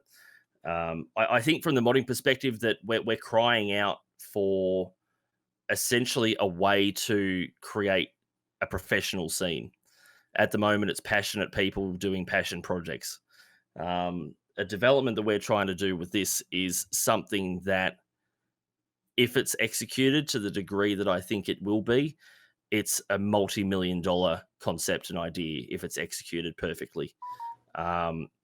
It's something that could possibly take on a lot of the big heavy hitters in the genre, and it's something that I feel could have a real big impact in a lot of people's lives. So, the hard thing is we don't have a huge amount of people that can do in the DayZ scene, that can do all the elements of what we need done. There are people that are incredibly talented that can do a decent portion of it all, but there are certain elements there that are just very, what's the word? It's particular. It's very particular in certain aspects that we need. So we need like a professional web developer, for example. We need a professional database guy like Gravity, for example. We need a professional guy that can do proper HUDs and things like that as well. So there's a lot of moving pieces that need to be intersected perfectly for it to work the way that it needs to work. So I'm not surprised that it's taking a long time for this concept phase to come to fruition. But once we get those right pieces and we can start moving things into action, it's going to be big. So my hope is that we can get those pieces in place so we can finally start building the foundation. I would think it would take 6 to 12 months to build properly. But if we can get it to drop well, it could be really, really big. And that's what I'm holding my hat on. And fingers crossed, we can find those last couple pieces. Well, best of luck with it, mate. Best of luck with it. We need more things like that happening in the DayZ community. It just only adds some more legs to this old girl and keeps her relevant in the way that she seems to be shining quite well lately. And the Molsk has definitely been a big step in that, and that segues nicely into the next segment. How fucking good is the Molsk? Really good. Wouldn't know Very yet. Love it. Pretty good. Catch up for fuck's sake, man. It's brilliant. Do I need to mute for the next 15 minutes so you don't ruin it all for me? I'll say I would get up and go and make yourself a drink or something. Come back in half hour. You probably do for about 5 minutes, mate, because No, it's you're just, right. I can eat. I'm a big boy. It's just been 10 out of 10. I see Keegan saying in your chat there, Brim. But just the game itself is fucking amazing. But what I've got to give Adam credit for, and I'd love to know who helped him behind the scenes, was the rollout of Namolsk was marketing 101. He fucking nailed it with the stories that he released, the trailers that he released, and then, doing a premiere of the video. He had 2,000 plus people watching him live on Twitch, 1,000 plus people watching the trailer live on YouTube.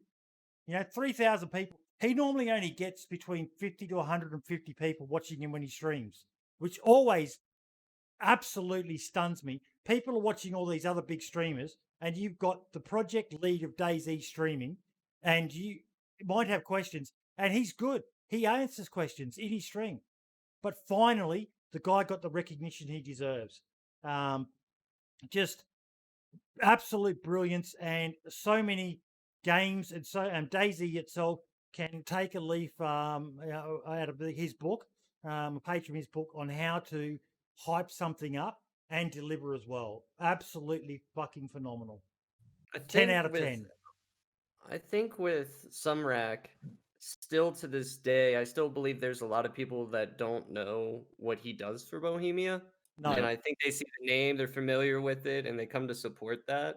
And he doesn't flaunt his position in any means whatsoever. He's a great man. He's a great individual. So I feel like a lot of the people that go and watch him, if they aren't people that already know what he does for Bohemia, they just back him because they know who he is, what he's done, and what he's about already. Well, everyone knows the name. I've never heard a bad word said about the guy. Agreed. No one knows the name Namal Survivor. They know Sumrak. I think that's what fucked him over on Twitch. For me, Sumrak is the final piece of the soul of the DayZ dev team. Yeah. Everybody else is left, and he's the last one there. Yeah. The last samurai. public one. the last public Yeah, the one last that, samurai, yeah. Yeah. But no, it's just absolutely fucking amazing. And the mod that he's released, the map is beautiful. I've had people say it's a bit clunky and all the rest of it, but for me, I've just, not having played the mod, I just, like, tonight on stream, usually on Saturday nights, I've actually been jumping on later.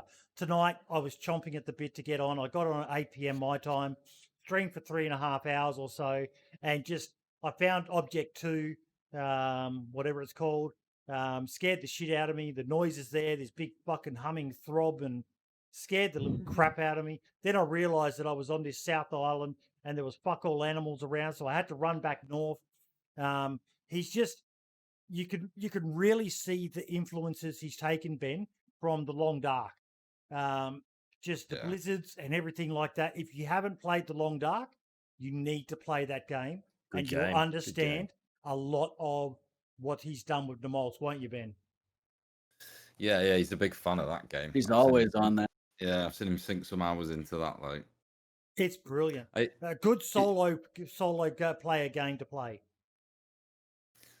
I mean, what I've noticed with what Sunrak's achieved with Namal, so like over the last few months, even really this year, a lot of the changes that have come in, even like Broken Legs, right? I think before Broken Legs was implemented, a lot of PvP communities like me were expecting that everybody was just going to say, "Oh, fuck it, I'm breaking my legs every 2 minutes. Remove it."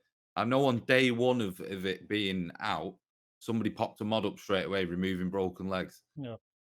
Ever since it's been in, I've not had one player on my server asked to remove it.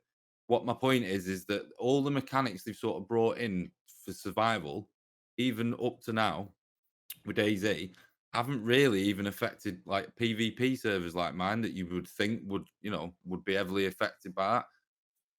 Now what he's done with the mouse, the changes in that, like I as soon as I went on it straight away, you're struggling, like food's frozen and things like that. I found myself doing things in DayZ that I haven't done in ages, like making fires and stuff like that. I haven't done that in DayZ for ages. It just I have to. encourages interaction so much, doesn't it, Daone? Just people having to Yeah. light fires everywhere.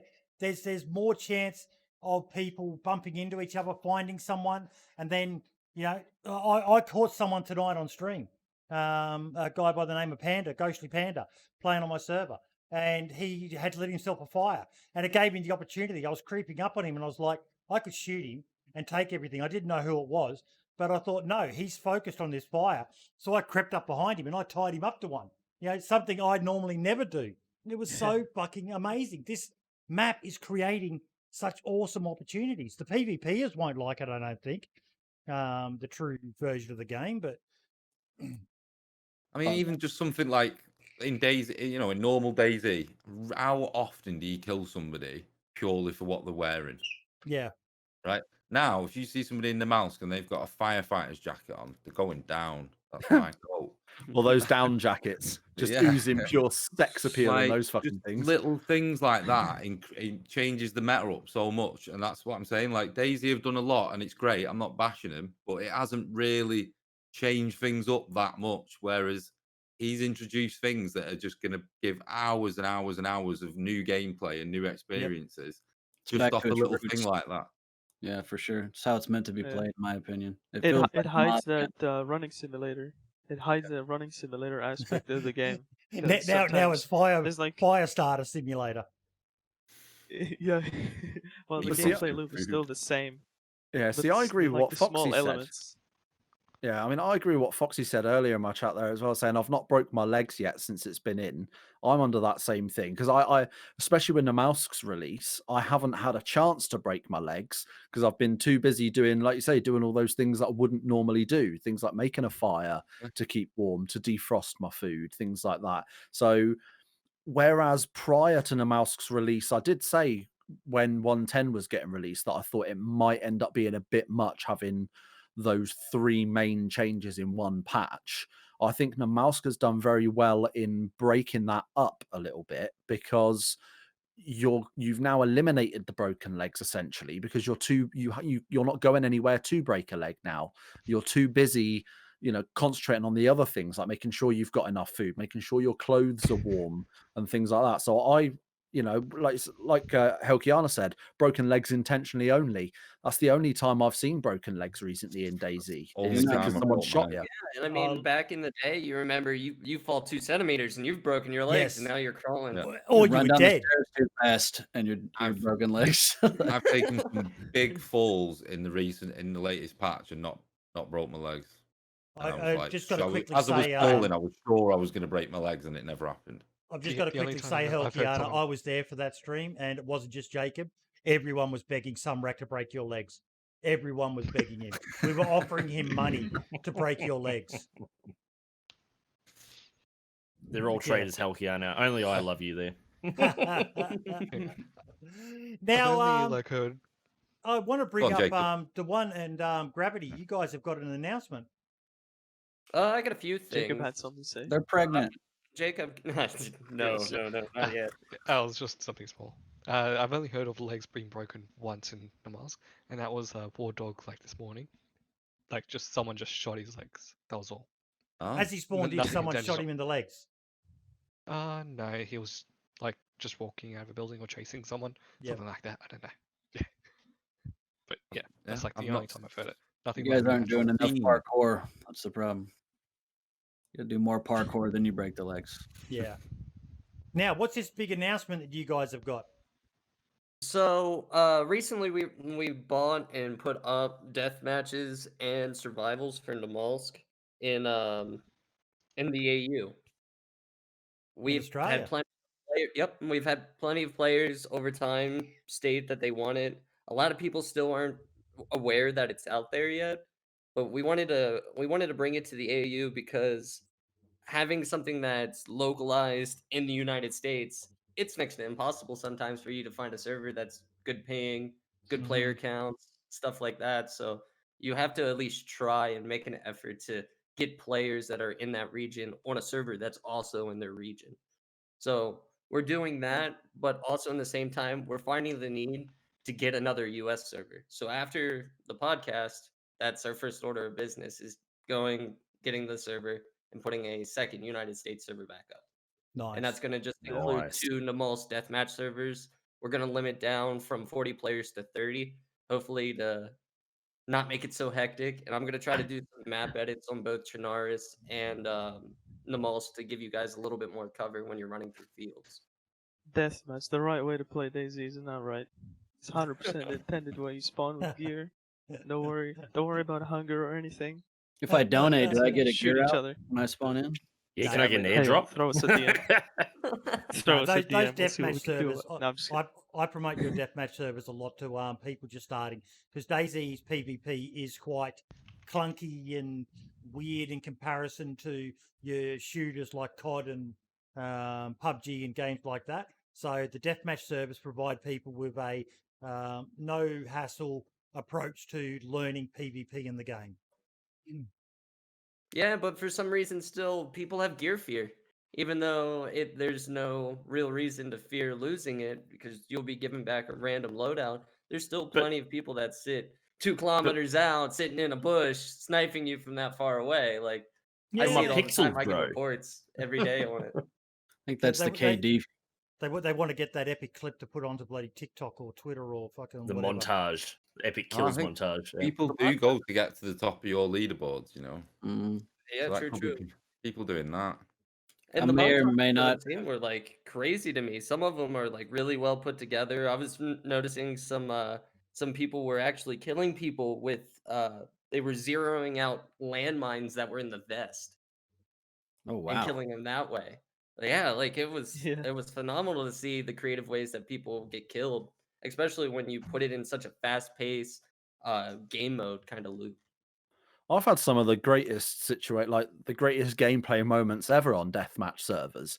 Just like having those tense sort of 1v1s in a building, third person peeking around door frames and things, and trying to have some sort of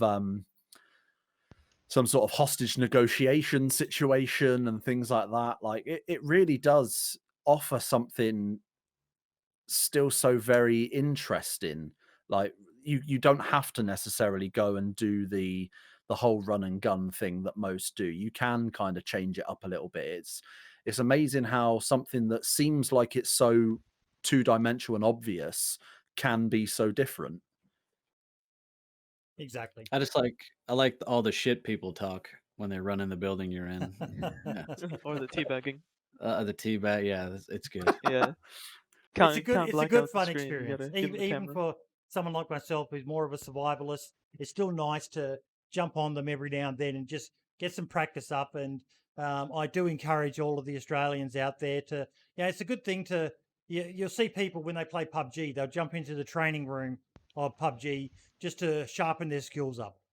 It's a good thing as well if you're going to have a big marathon session, particularly on the more PvP focused servers. Jump onto the deathmatch one, get your Rye in, and then jump into the game. And when you got more on the line, you'll be feeling a little bit better. Plus, do you guys want to quickly talk about your leaderboards and stuff like that? Are you doing anything with them? Mark, you can go ahead if you like. Yeah, we have plans to like expand more on what the leaderboard have in terms of statistics, like a bit more in depth.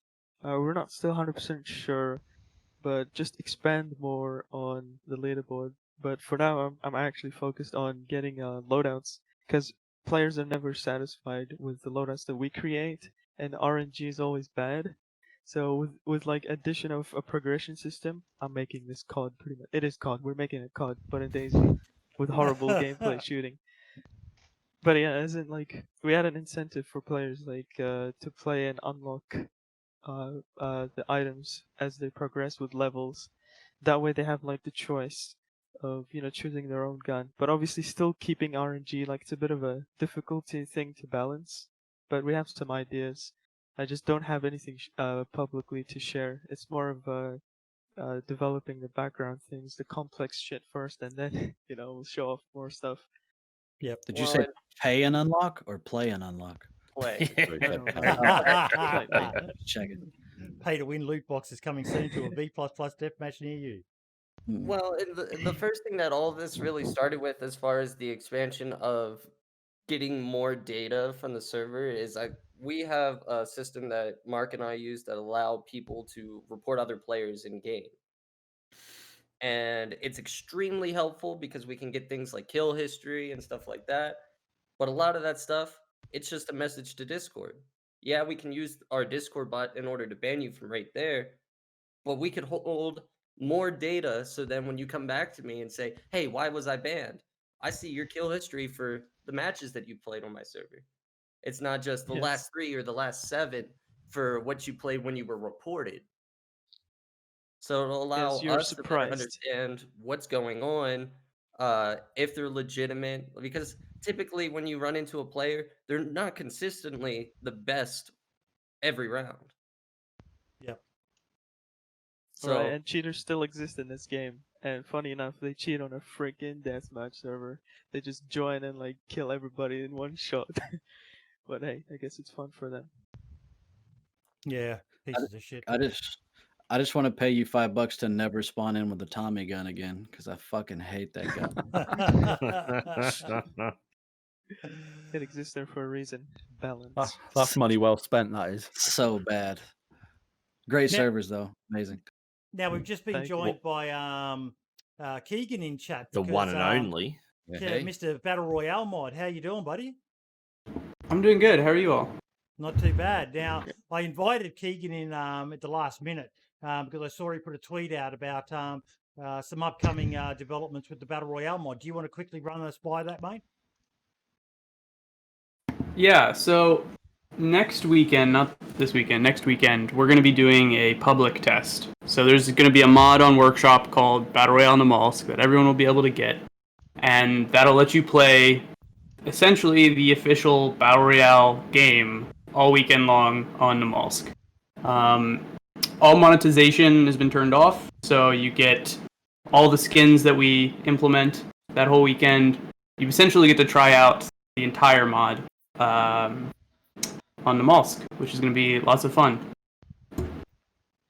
Awesome. Nice. And how is the numbers going with the Battle Royale mod of late, mate? So I've been quite busy. I've moved to a new career, so I haven't been able to keep up with development like I used to. But even so, we've been making progress in a lot of different areas. And like I've said from when I started this, I expected to release publicly by the end of the year, and I still do. We're going to be doing a lot more testing the next week or so on the Mollusk. I'm hoping that this upcoming weekend we're not going to run into any issues. And I don't expect we'll run into any. But we have all the major systems essentially laid out and in progress for the most part. Interestingly, are you running just the map or are you doing the mod as well? Both. We're running both. Oh, now that makes Battle Royale very spicy. Yes, we're running both. It's going to be hardcore, first person. Do you have EVRs enabled? I'm sorry. Do I have what enabled, Jacob? Oh, do you have the EVRs enabled? I do, yes. That's going to make it very interesting. Way better than red zones. Yes. Yeah, I have. Yeah, that actually the first time we tested that happened. It was fun. But yeah, it's gonna be pretty great. We're gonna replace a lot of the loot table with more Namalsk themed loot. So any food or drink you find, that'll be frozen, of course. Yep. Yeah, it's gonna be really cool. He's got a Patreon too. Cold or the circle. I just realized yesterday I'm still subscribed to your Patreon, Keegan. Oh, thank you for the support. If you guys want to go support the Battle Royale progress, he does have a Patreon. Plus, he's now got the monetization as well, so you can purchase some of the limited edition skins. I've still got to talk to you about a podcast one, mate, but yeah. Yes. Yeah, we're going to have a bunch of new skins coming up probably in the next month or two. I'm hoping to have a bunch of these skins that have been being worked on in the playtest, but if that doesn't happen, it doesn't happen. I mean, I'm not too concerned with just getting skins. Now, we just got to do a quick shout out. I just saw that Sumrak himself joined Brims chat. You missed us talking about the moles before, mate, but pretty much everyone here is blown away by how amazing the experience has been. He'll have to watch the VOD on YouTube. Oh, he'll probably will, or listen to the podcast when he's at work. But while he's sipping his podcast mug that all of you supporters out there helped fund, he put a photo of it up on Twitter. Custom artwork done by Asmondian. I wanted to give him a big thank you. I reached out to him, and because he's just the absolute legend that he is, he did all the custom artwork for every person on the dev team who got a mug. Plus, there's one on its way to Batty now, and Dean Hall and Brian Hicks have all received a custom DayZ Podcast mug as well. And that's thanks to all of you supporting, whether it be watching the VODs or purchasing the merch or doing the Patreon support. Scale Speaker and Jay Snow, fucking legends. But yeah, it's been this mod has just changed DayZ for me. I am just having an absolute blast on that map, Adam. I've got fucking frostbite. I've lost 25% of my health, but I'm loving it. I'm like a giddy little school kid. Friday morning, I was up because it was 4 a.m. or it would have been 5 a.m. for you, Diddy, it released. I was up at 2:30, if not 1:30, I think. I started streaming at 2 because I saw that my server was live and it said the map was Namalsk, and I was thinking, yes, it's been released early. And no, it was just a big troll. But that enabled me then to actually join and be part of one of those memorable moments that people will remember for years to come, the release of Namalsk, and over 3,000 people watching you on both YouTube and Twitch for the release of this amazing map. I know not everyone's happy with it, but fuck those people. This map is brilliant. It is just. I mean, to be fair, there's not much to be upset about. It's a nostalgic with a new twist, and it's what we needed. And I don't care if there's one little thing. If there's one little thing, then what am I complaining about? Yeah, but there's no bloodsucker, and that's the only thing scary. Where's the mod? Look, I'm gonna be completely honest. I never played Namalsk until yesterday. Same here. And I played longer than I have in a long time in DayZ. It was a great map. It's just such an amazing experience. It was a lot of fun. having to And it's light free. fires, people coming up to you because you've got a fire lit, and they're like, the amount of times I've said, dude, or had people ask me, dude, do you have any food? Do you have any food? And it's such a wholesome sort of feeling, and there's trust issues still because you just don't know if the person running up to you when you've got a fire lit is just going to blast you and take everything you have, like Archie said, killing people for fireman's coats and things like that. But it's just it's brought a whole new level to DayZ, and for those that want the old experience of just PvP and base raiding, they can just use the map. But the mod itself, the other thing I'm excited about is apparently people are dissecting his mod and working out how to incorporate blizzards and things like that into Winter Chernarus as well, which is just going to be awesome. Imagine a blizzard on Chernarus, the size of that map. It's just going to be amazing stuff. Amazing stuff. So thank you so much, Adam. It was a long wait. And on a personal note, I'm also glad because now I can tell people to fuck off when they comment on that trailer video I did 2 years ago. 2 years ago, and it's still not released.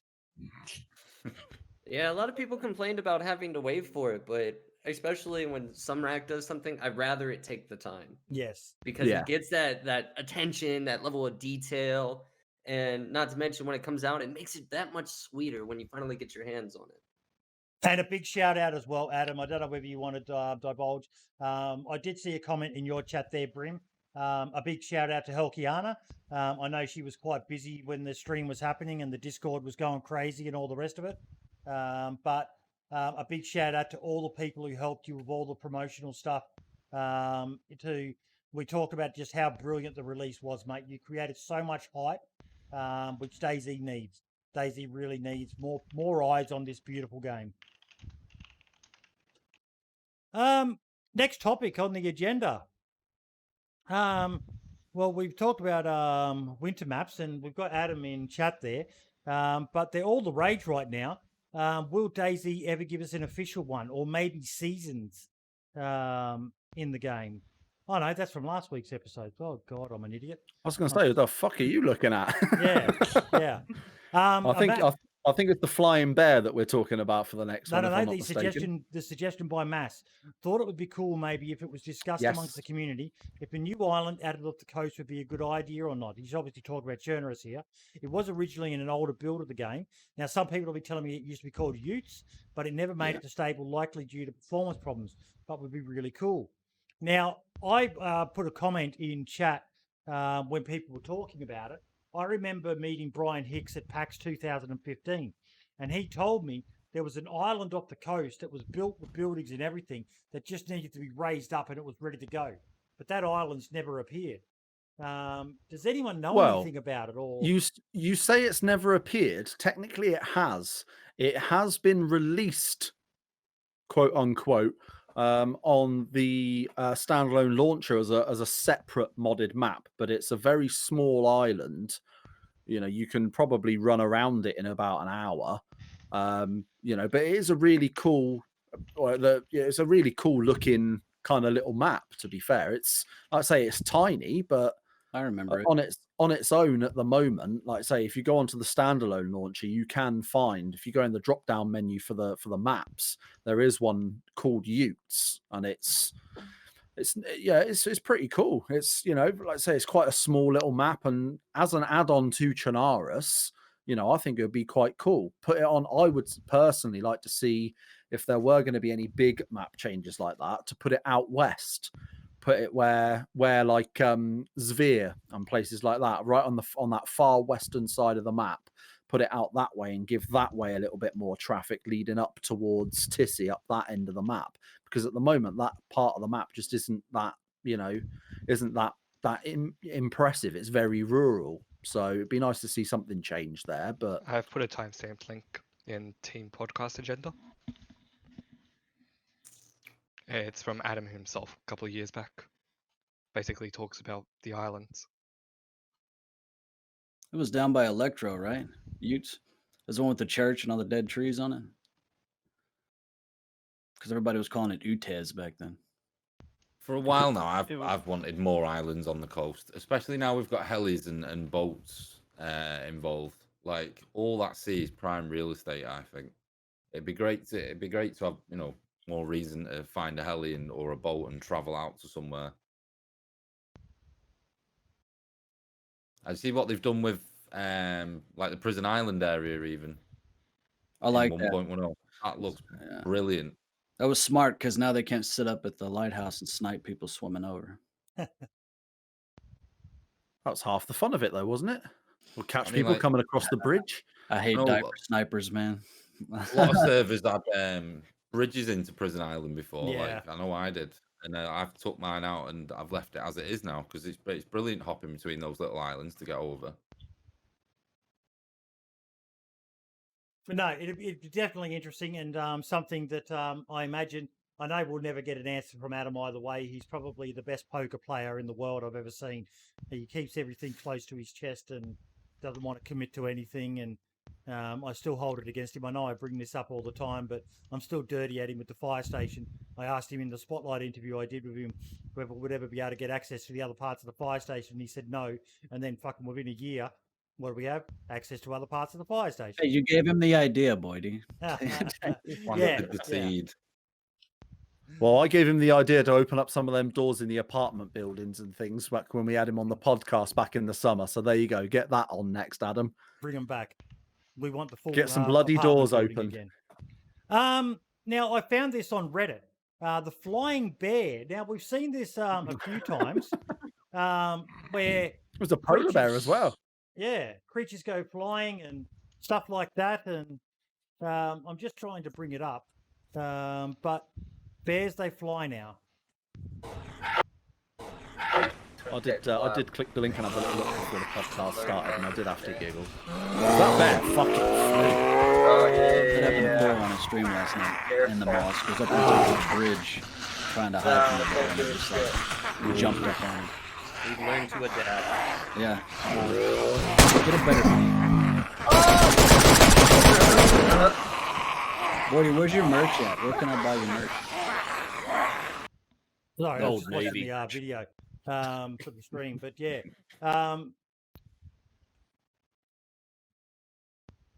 We'll come back to that at the end, mate. We'll come back to that. I've got to get you a mug in any case, being part of the crew behind the team.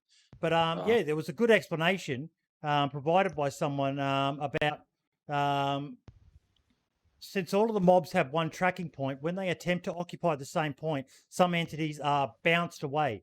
So if you have many mobs, they can then bounce each other, ending up in this effect. Trust me, collision detection is one of the biggest nightmares I've ever tried my hands at programming. Most of the time is about pushing other things away if they try to clip through. The exact reason DayZ has issues with this is actually why the developers of World of Warcraft chose to not do player mob collision detection and only environmental. This, I think, is related to cars going everywhere since they have multiple tracking points. And if those end up in one of these collision exaggeration events, they fly. So it was just, I found it quite interesting because it's one of the biggest things you see people complaining about with DayZ is, you know, cars going flying and all the rest of it. And it was nice to actually see an explanation from someone. Part of the reason why I wanted to bring it up tonight is we've got 4 very technically minded people in here. Is he right? No. Ha! Try again, mate. Well, first of all, And if you look at the Yeah. replies, I've replied to that actual comment days ago. Yeah, this person doesn't know what they're talking about, so just don't bother. Can you really. explain it to us? Why does it happen? Oh well, like he's correct on like some parts, but it's just a bunch of conflicting collisions, yes, but it's not a singular tracking point. It's nothing like that. It's more complex geometries, and when entities are close together, it's just got to move somewhere. So the issue is just the nav mesh isn't properly updating with the amount of AI in the area. Okay. yeah, it's very technical. But yeah, very technical. That's why the devs can't even figure it out. But it is a weekend job, right? Jacob, you gonna fix it? Gonna make No. like I Like- can't oh. fix it. I What? don't know how to fix it. I thought you were making I a barely free know what mod the actual fix it. issue is. Oh my god. I think we should rub their noses together and make them fight. That would be cool. The next point on the agenda, insulation chart from Asmond. Bloody Asmondian. These guides he does are absolutely fantastic, folks. I've just brought it up. I'll go to desktop for my stream. But just tiering everything, the best one. But the thing I like is they've actually made it very easy in the game. You've just got to hover over each item and you can compare it to what you're wearing. And know, the battle in the game seems to be to get yourself kitted out in everything that's best or at least high insulation as soon as possible. But even on the Molsk, that doesn't really help you that much. You can still end up freezing, but it does make it a bit easier for you. But it's, I love those charts from Asmund. What? The reflective vest is not that great at insulation? Yeah, would you believe? I was thinking, just imagine if Asmondian and Wobo got together and done a YouTube video. Imagine how detailed and technical that would be. I think our heads would explode. I don't think any of us would actually have the mental capacity to actually ingest and what information is coming at us. Our heads would explode with those two together. I think Asmondian would be great to work with Wobo on that website that Wobo was doing. The problem with those kind of guides is that every update they change the values on stuff, so they're immediately obsolete in a lot of cases. So like when you spend, and I know looking at the quality of his videos, he probably spends up to a week editing, and then you put out that video, you get 30,000 views, and then the patch comes out 2 weeks later that makes it obsolete, and that sucks. So you wouldn't really expect them to change it too much. The website's real time though. Well, and then some people, they'll take that information and they'll run with it, and then they'll go to a modded server that's disabled this and disabled that or altered this, and then they're like, why is none of this true? That happens a lot. But you can't account for a server owner wanting to take broken legs away or give you unlimited stamina or how long it takes to put a bandage on. Like, it's just, there's vast amount of information and they change from server to server and community to community. People get butthurt over anything. Amen. Yeah. What's the next topic on the agenda? 1.10 hotfix. Hotfix. Yeah. So you had this one too. Yep. And there is one specific part of this hotfix that I am very fucking glad of, and that is the part about the cooking pot attachments. Yes. Going missing. Yes. Because like my main thing I do is immediately I want a cooking pot. If I can get a cooking pot or a frying pan, gas stove the lot, happy days. I don't have to worry about trying to cut down trees, fuck about, turn it on, cook me food. I'm good. I love it. Especially with the amount of water you can hold in a pot as well and just drink as much as you like. Absolutely brilliant. And then suddenly shit just starts disappearing after server restarts and things. I legitimately nearly cried. But no, some really good changes in there. Things like the fire barrel couldn't be attached to the barrel slots of the M3S truck. It was good to see one coming out so quickly after the release of 1.10 as well. So that was a big positive.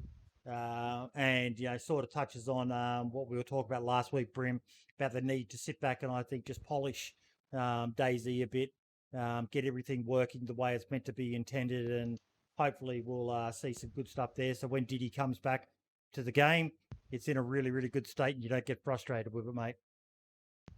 Oh, no, it's not the frustration factor, mate. It's just the fact that I've just hit the game so hard for so long, just need a breather. But as in the Molsk, I'm super keen for. I just need the old up and running, mate. I will tell you one thing, mate. Unless Adam's got a fix coming through for it soon, don't use a cooking pot on the Molsk. Yeah. I sat there watching a pot of meat and nothing was fucking cooking, and I dried some meat before. I'm like, what the fuck is going? And then someone told me in chat, no, the cooking pots don't work on the Molsk at the moment. It's like, it wouldn't be DayZ without a few extra features in there to keep things spicy, would it, Jacob? Oh yeah. I was wondering that myself as well. I had a cooking pot, wasn't working. I just put it right straight into the campfire and I cooked my stuff. Yep. What have we got next? Now, this I originally had it as a topic because I thought it was absolutely fascinating that they were doing it. But then I found out more about it, which actually adds why I wanted to talk about this topic. So for those who don't know, LKP1. He's done some really, really good. Oh, sorry, Adam's just said in chat, the cookie pot you fish out of the lakes does work, though, apparently. So, yeah, I just haven't been lucky enough to find one yet. Only ones that I found in the game. But, yeah, so LKP1 is one of those unsung heroes of DayZ as well. He lurks in the background. He's very closely tied in with Spaggy and the DVS, I think they're called. And he does a lot of music that is specific to DayZ. One of my favorite that he did was a song for Barely Infected. But it's not just Barely Infected he's done. He's got a SoundCloud. He's done songs for so many different creators and just so many different things about DayZ. Now, he actually released a post on Twitter. And I would like to read it out here. I'll put it up on the screen as well. Actually, I'll just share so you guys can see it as well. Screen, applications, go live. So you all know me as LKP1, a random guy on the internet who loves to make music and play DayZ. Not so long ago, I had an operation which left me in constant pain to the point even a short walk around the house would leave me rattled with agonizing pain. Most of my days over the last few years consist of laying in my bed 22 hours a day while still trying to be the best father and husband I could be.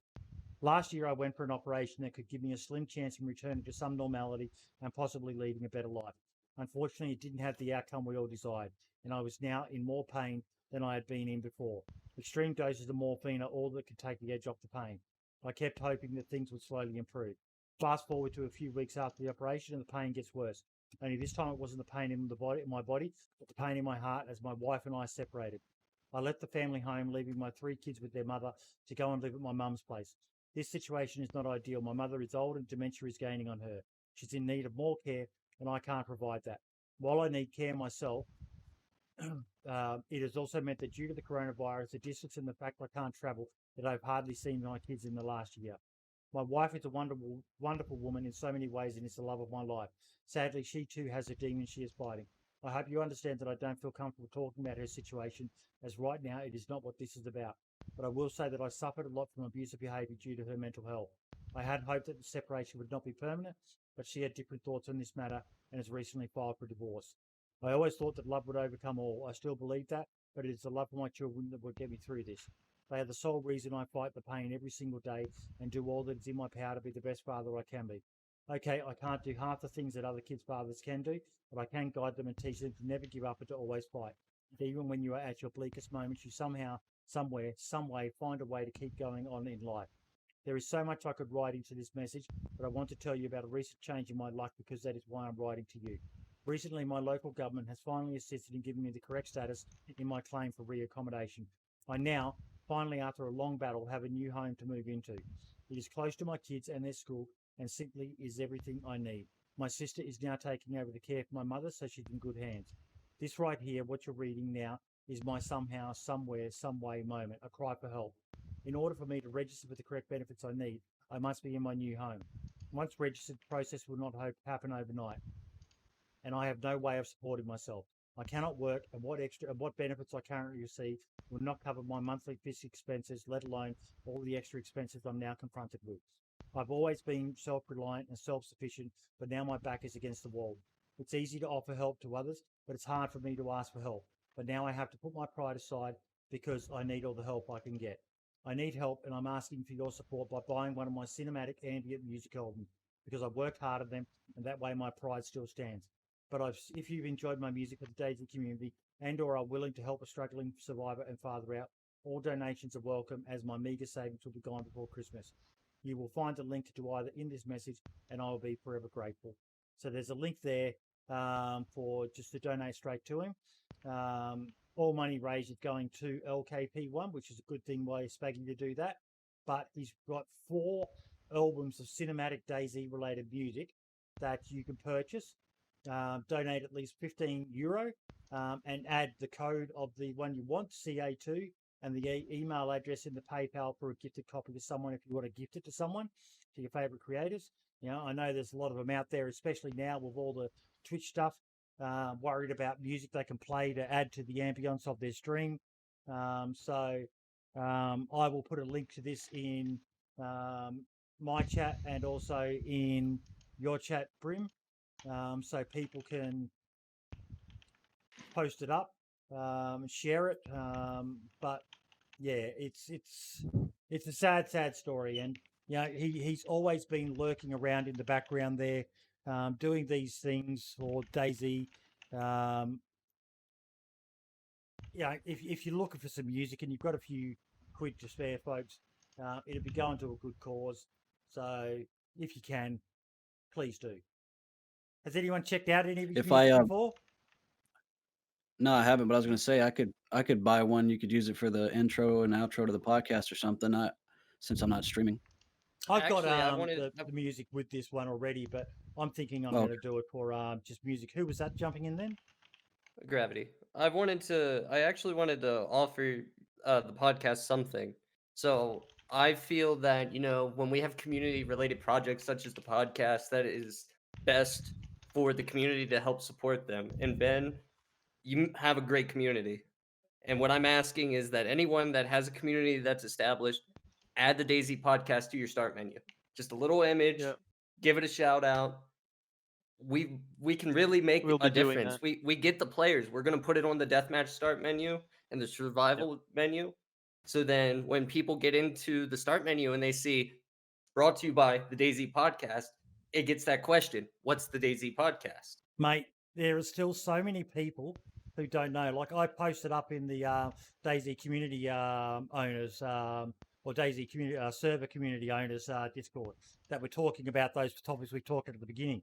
And people were saying, what, that's a DayZ podcast? They just, we're 38 episodes in and a lot of people still don't know about it. So the fact that you guys are doing that means a fucking lot to Brim and Ben and Archie and Daone and Jacob and Foxy and all the rest of the team. That's a really fucking nice thing to do, guys. And I feel that we always say that we love the community, and then we love the game.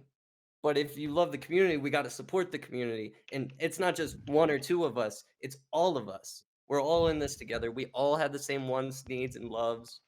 So I feel like it's best for those who have the way of exposing and the way of sharing different parts of the community with their community. It will really help things like the DayZ Podcast, other modders, and stuff like that grow.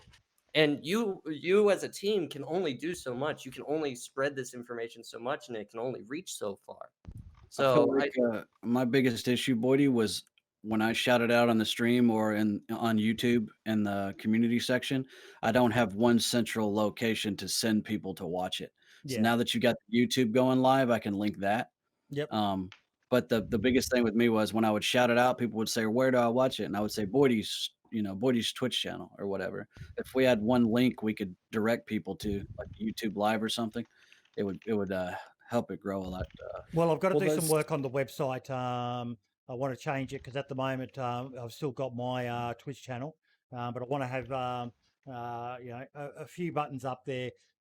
Work out a way to maybe live now comes up, and when people go to the website, they can just click on me, Brim, Wiidevil, whoever else is on, and just go straight to the Twitch channels and that. And but that's stuff that I'll probably speak to someone about how best to implement that to better promote it. But it's been constantly evolving, the podcast. We're constantly changing it. Like I've only got a handful of people watching me on YouTube, but I'm committed to sticking with the YouTube to increase the exposure across platforms.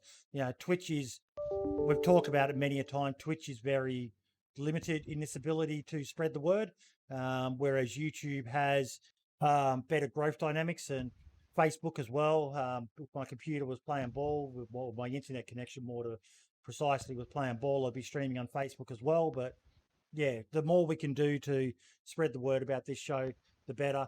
I do like to think that we're bringing more good to the DayZ community. For sure. Well, after you. I was going to say Nitro boosts the Discord server too, because that's going to make the sound and video quality for the podcast better. The DayZ Podcast Discord. If you can Nitro boost, it's like $3 a month, and I haven't done it myself, but I'll do it right after this because that's going to help with audio quality, video quality, tremendously. and get that custom. What do they And- call it? Vanity URL? URL. Yeah. Vanity URL, it and would yeah, be perfect.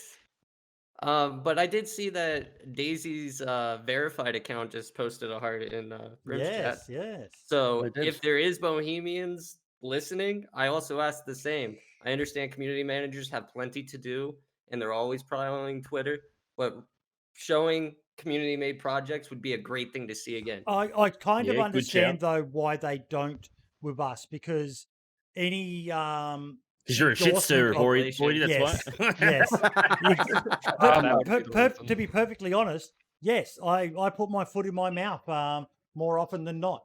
And any sort of official endorsement of us is a risky thing. So I kind of understand why they're hesitant to shout it out and all the rest of it. That said, I do communicate with them regularly and they talk with us. And I even got a statement for one of the things I'm bringing up later as well, which I'll be referring to.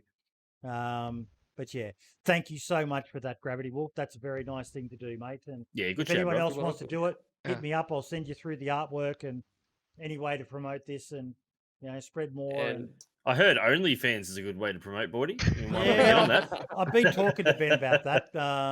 It'd be a good way for him to get more dick pics that he loves. It's true that. I did actually look recently going along that OnlyFans route. I haven't looked into it yet. I did look at the idea of possibly opening a podcast OnlyFans where it would be like it would be like those sorts of pictures, but with like the podcast logo covering anything that's that you wouldn't really want posted, Yeah, or the but- idea of possibly doing like a considering we're about to, we're only a few weeks away from coming into the new year, doing like a 2021 podcast calendar with those same sort, do two versions, a clean version and one with those sort of OnlyFans type pictures with the the logo covering as well. So the full it's something I'm Monty, looking into. podcast style. You know what I mean?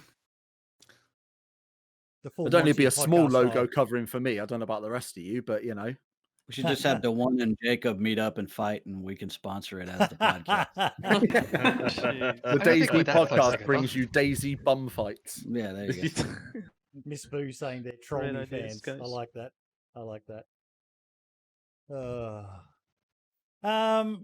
Okay, so yeah, if you can, please go check out www.spaggy.com/music. And if you could support LKP1, just go and check out his SoundCloud as well. He's got some really, really cool music. If you give me 1 second, I will just quickly, because I do follow him on SoundCloud, get his channel for everyone. There we go, LKP1. This is his SoundCloud link where he's got a lot of stuff. It's got a Livonia one, Run Die Retry, Molly's Melody, Do the Wiggle, Are You Ready? And it's all Eurodance sort of music. So if you like that sort of stuff, but yeah, I'll just post his SoundCloud as well in your chat as well, Brim. Thank you. There we go. Check out LKP1. You won't regret it. But like I said, my personal favorite. And actually, I'm going to do quickly one other one. If you have not heard this, I should be able to go back and see it on the homepage. Barely Infected. There is a song by Barely Infected that fans of The Running Man will recognize straight away. The summer song. The Running Man had it. Barely Infected played it live in game with The Running Man, and it is a beautiful guitar melody. Absolutely beautiful. I know people are working on that guitar mod. I actually suggested, I gave them a link to this, and told them they should ask Barely Infected whether they could add it as an actual song in the game. It's just a beautiful song. The scene from the Running Man video is him and Barely Infected sitting around a campfire, and I could just imagine someone playing the summer song, sitting around a campfire with the animations going. It'd just be such an amazing experience. So yeah, there's a lot of really cool stuff happening in the background with DayZ. Not to mention Ben Fruit recently releasing his Oh. debut track as well. Forever. Yeah. Not my genre. I'm a heavy metal fan, so it's not my genre. But I'll tell you what, I listened to it on repeat for about a good 15 minutes. And he's a member of the Aussie Survivalists as well, folks. You have to get to make a good to see theme Benny song for the branch Aussie out and doing a Survivalists. few different bits and pieces. Good to see. He wrote and engineered the entire song talent. himself, folks. He's a very talented young boy. Same age as my son, man. Blows me away. I remember. Only Yeah, I was 18 actually again, right? I was actually thinking about Benford. Did he? I remember when he first started streaming, and he couldn't even have a PayPal account because he was too young for PayPal to get donations. He just had to rely on Twitch subs. Poor young guy couldn't even get donations. I was aware of him when he had under 50 followers, and he would occasionally flick on his webcam, and you'd be like, "Oh, okay, there he is." And he sort of cut that out. Obviously, had his own reasons and whatnot. But just to see him grow and develop and become the person that he is, literally through his streams, is quite a unique experience. Well, I think I could quickly jump to it. I think I've got a tweet from him that I added as an additional. He tweeted out, "I am now 19 years old, so happy birthday, Benfrey. I've gone 1 full year of being an adult and only received a parking ticket. I paid my bills and followed the law. I didn't get prison time for tax evasion or anything like that. I think I've done well." I did reply to him with a GIF of those are rookie numbers. You need to pump those numbers it sounds like up. he needs to live a little bit. Fuck you now. Well, you should have said there's no missing teeth yet. But no, I'm very, very proud of young Benford. He's a nice young lad and doing very, very well. So here's to seeing him go onwards and upwards. Gotta say, just like if you go back 7 years ago, 6 years ago, Boydie, right, when we used to play DayZ together, you think it was a struggle to fill an Australian server with people. Now look at this. Still is. How much is but how much still now? Still can be though. The Australian community in general involvement of DayZ has just exploded. Look at all the big streamers now and the content creators and the busy servers. Like Oz has just blown up in the world of DayZ now. I hope it sustains. Lax is one of the One biggest thing I'd names like in to DayZ now on see. Twitch. I would like to see those big names playing on Australian servers. Yeah, well, we had that conversation in our Discord and or in our little Twitter group, and I would like to see that as well. I would really like to see that, but that's a conversation for another day. They have their reasons, and they're completely acceptable reasons too. But I'd just like to see it, maybe, and not just this doesn't just apply to Australians, but people supporting their local areas. Whether it be just once a fortnight or so, do a special day to connect with the people from your area. But that's just me, DD in Colorado. I mean, I definitely agree with Didn't that. they outlaw DayZ in Australia? Yes, they did. It was banned there for a little while. It wasn't officially fully banned, but it was basically bloody marijuana. Yeah, it was all a big. Nothing. It was all a big mix-up. From what I understand, Bohemia engaged. I think they were called 5 Star or something, a company to do the marketing, and they kind of screwed the pooch. And when they submitted the classification review, they somehow put in there about marijuana or something like that. If you check out Don Sibley Games on YouTube, DONSIBLEY Games, he did some great videos where he actually got freedom of information paperwork that explains the full situation of what happened. It was a bit of a fuck up. Love Don to pieces. Such a good man. Don's a legend. He for me is the most underrated DayZ streamer out there. I third that. Yeah, I definitely think he deserves way more growth and discoverability than he has. He's so unique. He's my favorite. The Mulse review.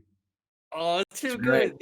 That green screen room that he painted, he's taking full advantage of it. And if this is the content he's bringing, just wait for a year. It's gonna triple, even quadruple the quality. I was in a stream the other day, and he did this thing where anyone have a link to his? I'm just grabbing it now. There you go. If you can share it. He did this thing the other day in his stream where he was like, "I don't need this anymore," and he stands up and he walks into the game capture, and puts a PlayStation 4 box down, and it looked like it was actually sitting on the bunk bed in game. He did it so, and I do a lot of green screen work, and that shit is hard. Like he got it perfectly where it was supposed to be. He's a talented man. Very, very talented man. There we go. The one just shared it in your chat. Yeah, there you go. And I've shared the Twitter link as well to his So definitely his worth a watch, recent folks. thing that he did. I think his previous work in like TV and involvement in comedy is elevating his streams Yes. that extra level. He's going to blow up. He's going to blow up. People will become aware of him, and just the next level that he's taking streaming to. You know, so many people just don't even use a webcam or anything like that. They've got it. DayZ, short story. Weed was giving a positive buff reaction, so Australia rejected it. Quick fix, change positive to negative effect. There you go. Oh, That's there you right. go. I remember that now. Yeah. The fact that it was giving a positive buff. Such a fucking nanny Thank you, state. Bohemian. It wasn't even spawning though. I know, No. yeah, it wasn't. Yeah, gotta love Australia, right? Been modded in. But it was first in the place. files. Yeah. Well, look at like talking about Australians. You look at Lax. I mean, he's currently streaming to over 800 people. Like 6 months ago, that was half of that. So you like Mate, not I've seen to him not up to you I've know. seen him up to 2,000. Yeah, watching he's him. been doing mad numbers recently. He's you know, he's and been it's fully doing very deserved. well with his cross collaborations with Smoke on day one. It's been a very good combination Yeah. for him, and it's great And- to see. It really is. And that's the thing. And like with Smoke, like I appreciate everyone that he's helping because he is in the eyes of the public to a large degree. Like, and so is the likes of Shroud. Like he didn't have to come back to DayZ, Exactly. but he chose to. And you know, I think we're all grateful for anyone that's going to give our game the time of day and come back to it because for a very long time a lot of the people that were here already felt like they were left down. I'm going to say It's something very. that's it's- going to probably yeah, you upset go a lot of people. But how many thirsty boys are playing on the day one just in the hopes of running into Shroud? All of them. All Yep. of them. Yep. Oh, mate. And Are you talking don't content creators or non-content a creators? little from column A, a little All from of them. column B. The both. Yeah. Both. Yeah. I did have to laugh the other day on the Dana Mouse released. I literally started streaming half an hour before, watched the release, got straight onto the first server I could, and going back to talking about Australians and Don Sibley, he comes into my chat and goes, "Oh, so playing with Shroud today then, are we?" I was like, well, you know, if you want to hit him up and send him my way, by all means, but somehow I don't think so. But no, it is great to be seeing those sort of numbers because the flow on trickle down effect is, you know, I don't know if Shroud's rating anyone smaller, but I do know for sure that Smoke is fantastic. You know, he's rated me, he's rated Lax, he's rated Benfruit, he's rated so many other people. And Shroud playing with Smoke's numbers have doubled, if not tripled, the amount of people he gets watching him, 4,000, 5,000, 6,000 people now. And he's rating people and introducing people to the likes of Ceramore, Lax, and all the other people who are playing on day one. And they're flowing on and rating, you know, the other smaller streamers. So it's a great little flow on trickle down effect that's having big positives for the content creator community, and also, you know, just getting so many more new eyes on the game. I do want to do. It is a topic we may as well do it now that we're talking about Shroud. I don't think I did write it. It's my one of my highlights. And now, sorry about Smoke. I want to do a big shout out to not just the mods in Smoke's chat, but also the community. I've been watching Smoke a fair bit lately, and with 5,000-6,000 people watching him, they're doing a first class job in explaining DayZ, because we all know what it's like when people come in and go, "So what do you do in this game?" So many people struggle with the concept of what DayZ is. This free, do what you will game, and the Running mods sim. are doing a fantastic job. What was that, the one? It's a running sim, right? Yeah. Oh, it's not? But It's a yeah, psycho no, sim. big shout out to all of them. I don't know. I know a couple of times when I've been in Shroud's chat, there's been a few people in there trying to answer questions, but I kind of gave up on it How because do you answer unless a you're question in that? it's usually sub only.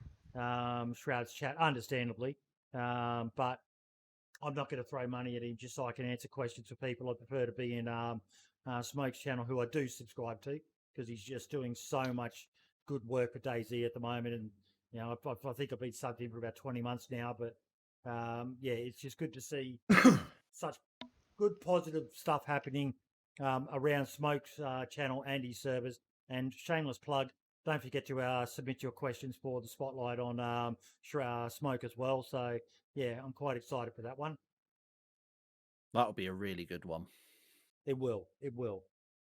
It's about time you brought that fucking series back as well. It's just hard fitting it in. Like the last two people I've tried to do it, I just haven't been able to tie down to do an interview with, just due to obligations on their behalf and conflicting stream times and all the rest of it. But the one with Smoke, I'll make happen come hell or high water. The Long Dark, we talked about it a bit before, but I've got the link here. If you are loving Namolsk, I can't. I know this is a DayZ podcast, but I can't recommend this game enough. It is, you can clearly see the influences that Adam's probably taken from the Long Dark for DayZ. But if you're looking for a good single-player game where it's PvE, you cannot do better than the Long Dark. It is probably the best survival game out there on the market, barring DayZ because of the threat of other players, as well as the environment. But the Long Dark, it's got a weird, quirky sort of animation style to it. If you've never played it, wait for it to go on sale or just buy it if you've got the money. It's a fantastic game. It's got a story mode as well if you're into that sort of stuff. Me, I've dabbled in the story mode and was like, not really interested. The actual survival side of the game is fucking phenomenal. So please check it out. A lot of it will make sense for you for what Adam's done with the moles. It's not easy. Just be prepared. It's a difficult game. Yeah. Adam's put some hours into that game. Yeah, it is not an easy game, especially when you ramp up the level. The one where there's absolutely no gun and you get no knife and you got to craft it. Oh my fucking God. Oh my God. I haven't even made it to crafting a knife yet. But it is an amazing game. If you're a fan of survival, it's one of the must plays. Oh yeah. Now I also want to do a shout out for those that don't know. Now I'm guessing if you are in here because you love DayZ, there's a good chance some of you may love Armour as well. Well, I found out just the other day that there is a Armour podcast as well. So you could almost say they're like a sister podcast to us. So unofficial. Chuck them a follow. Yeah, chuck them a follow. If you love Armour. So they'll know when Armour 4 is coming out then, surely. Yeah. I love it. Just a joke in Brims chat there, Archie. Here for Archie's Press Best, of course. Oh, well, thank you. You sell those, don't you, on your site? No, the lady I had make this, she makes them, but they're $300. They're not cheap, but she makes them from scratch. She's a cosplay costume designer. Mate, she should honestly made me a firefighter something up with her. Too. You should tee something up with her, mate, and sell cosplay DayZ related items. Obviously, you probably need to speak to BI about it, but I can't. I don't know about just a regular generic press vest. I'm sure there's no licensing issue. That's why I had this made. Yeah. She made me a firefighter jacket. I'll grab and show you too. I just can't wear it because the sleeves have neon green on them and it interferes with my chroma key. But yep. Also, I live in Florida and it's like consistently 90 degrees here. So. DayZ 2. Now, this is where I actually reached out to Scotty from the marketing team. So there was a tweet on Twitter basically claiming that DayZ 2 was cancelled. Developed mainly by Bratislava branch, cancelled in 2020 due to the closure of the Bratislava branch. Now, it even made an article on some publication as well, but this BioSteel was releasing it. Now, I reached out to Scotty for a comment for the podcast, and he replied to me, give me 1 sec, let me just find it. Showing off all your DMs there. Yeah. All the different pictures of all these big YouTubers and streamers that you've been chatting up. Leaked. Test photos for Leaked. OnlyFans. Oh, Oh, he's broken himself. Boomer. let me. I'd be interested to know how far in the development process they were if they were doing DayZ 2. I would think it'd probably be only concept never was phase. started, let alone cancelled. Yeah, concept this is one phase. of the projects that didn't pass inception, incubation, pre-production. Not the first, not the last. It's very normal in gaming industry that projects don't pass some stages before having a green light in development. So to answer your question, no, the title is not true. What's And the that's point? straight from the horse's mouth. What's the point of a sequel in 2021? I mean, you could just. I feel like when games put out sequels now, it's just a reskinned version of the predecessor. Same with movies. It's like when- Ark They're- and Atlas, isn't it? Yeah, but- There's one game that No. needs a They sequel. released these alleged screenshots as well. Now, I'm sorry, but that does not even look like DayZ quality. That looks more like PUBG style graphics. That is not what I would have expected from a DayZ 2 title. Cash grab, mate. Could be, Probably literally because it's could be made from in a anything. pre-made engine. Yeah, it could be from anything. Some though. engine they didn't develop. I think maybe I've it's seen a just few people I think it may debunking be it. just concept art, if anything. Somebody could have literally Possible. just made that one fucking environment just for that picture there. I And think it's people will go concept through a art lengthy myself. process to Sumac just said in make you chat believe it. He's working on the Molsk 2. You see that? Yeah. Yeah. Verified. But yeah, so no truth to it, folks. So yeah, a lot of hullabaloo about nothing. Well, and I think this goes back to what we were talking about earlier. Why would you want to expel so much funding to making a sequel to it when you should be focusing on rectifying issues that we already have? True. I like It DayZ's just seems comment in Brims chat. counterintuitive. We are not finished DayZ 1, never mind 2 for now. Love it. Absolutely love it. What else did we have? Okay, so DayZ Twitter Watch. We don't know. Have they announced the awards yet? DayZ put out a tweet asking people to nominate them for the Labour of Love Award. Do we have any news on that? Not that I've seen. I think. think Oh, it's Yeah, just check decided Steam that, and it'll has it? eventually come up somewhere. yeah, I think they haven't actually closed the voting yet, so I can't imagine they'll close that until closer to Christmas. I would have thought. I haven't You'd looked. think so, yeah. I haven't They looked keep to it see over what a the month or dates so, were. you'd think. DayZ won in its category last year. Can win again. Well, that's the thing is, I went on to try and like vote a few bits and bobs, and for some reason, it wasn't letting me. Nope, Like they- when I was doing it.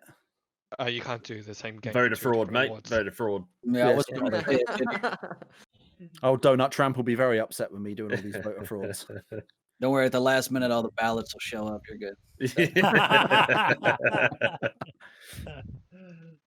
But yeah, no, I really hope they do well because that title was almost like it was invented for DayZ. But then again, I did see Arma 3 also nominated themselves for the same award. So yeah, Oh, it was any game that was over 5 years old. rivalry, eh? Well, the Hunt's Call the Wild was also nominated. Oh, there you go. Same category. Yeah, but they Yeah. don't have fishing. That's not getting no votes. You give me fucking fishing, mate, and I'll be Now, the last topic I have before we go into the spotlights from the rest of you is they announced the end of Barely Infected's Village server. How many of you here, put your hand up if you've ever played the Village? Not for Well, a long time, but yeah, back It at was, the back it to the was beginning. such a great idea. I remember at the time, the whole VoIP only and, the communal base, and then you had the bandits always trying to raid it, and they always kept them moving the location and kept it kind of semi-secret, and everyone was running around the map asking, do you know where the village is? Do you know where the village is? And it was just such a great concept, and sad to see an end of, something that was, again, one of those, it'll always be remembered. It summed up Barely Infected pretty well. This nice guy doing a nice thing on just a nice server. yeah. It's. I think unfortunately the downfall would most likely be Discord and third party audio platforms. The fact of the matter is that people would just quite easily hop into Discord and just completely negate the fact that people would find out organically where it was. I feel like DayZ itself would be infinitely better if people didn't have access to third-party audio. Definitely it was more kind of immersive. sad. Yeah. It's if you. I don't understand people going. You're entering someone else's house. Abide by their rules. It was not a groundbreaking thing. I know some people did it accidentally, but I even had an incident with a streamer where they robbed me and they were communicating in VoIP, and Renee and Spaggy actually found out about it, and they just sent him a message and said, "Look, you're not meant to be using VoIP on this server." But it kind of, I got robbed fair and square, but they were actually talking to each other, and there's a chance I may have actually heard them and been able to approach them, and but it was sad, but it was a great server. And I know Spaggy's still got plenty of other servers, but it's a sad one to see end because so many people have got great memories from the village. For sure. I know the Alternative Society, which is my group, had its roots in the village. Yep. So there's a lot of history from there too. So quite a sad occasion. Very, very sad. Very, very sad. I'm hoping we see some more from Barely Infected. He's been pretty quiet lately, but he still lurks around there. I wonder though whether this is the village closing has got anything to do with Wayward Jack's tweets from November 29th. Because I've got it up in front of me here, and it says, "Hello streamers, we'd prefer it if you didn't stream from the village server, as it's immediately meta, which is against the rules of the server, without a prior chat about protecting the village by not streaming where it is and what it is. We realize this is an incredibly difficult situation, but come have a chat and we'll work out if we can. Thanks for your understanding. Protect the village." So I wonder if it's whether that ties in what the actual process was around those tweets and now the village unfortunately no longer existing. Because it just sort of seemed to come out of nowhere. Yeah, those tweets. I mean, he hadn't tweeted anything in like 3 days, and then it was November 26th. He put up a GIF, and the caption was, "We tend to not talk about bans in public, more to protect you than us," and that was it. And then there was one, "We're seeing some confusion around the village communities. Don't use third-party comms on the village rule on our DayZ servers. Use this handy guide." And it was a picture with just basically the information. If you're on the village, don't fucking use Discord, essentially. So I wonder if those tweets had something to do with Why they're obviously they're obviously intertwined there somehow. Maybe it was just becoming too much of a drama for them. That tweet reminds me of another one that I've seen recently-ish from a game dev, where they stated that Twitch streamers or streamers in general should have to pay a licensing fee for broadcasting single-player games. I saw that tweet. Oh, that. Yeah. Oh, yeah. That was all dealt with. They just give anybody a check mark over there. Oh, that guy. Yeah, he was like a Ubisoft. Yeah, person. I wonder if he's still there. That went down like a lead balloon, that tweet. Please don't stream a set. Got ratioed.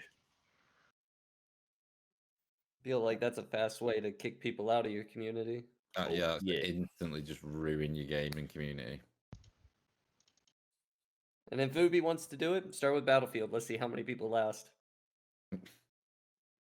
Yep. Okay, folks, now we are on to the highlights. So what we'll do is we'll start from the bottom right. Keegan, what's been your highlight of the last week in DayZ?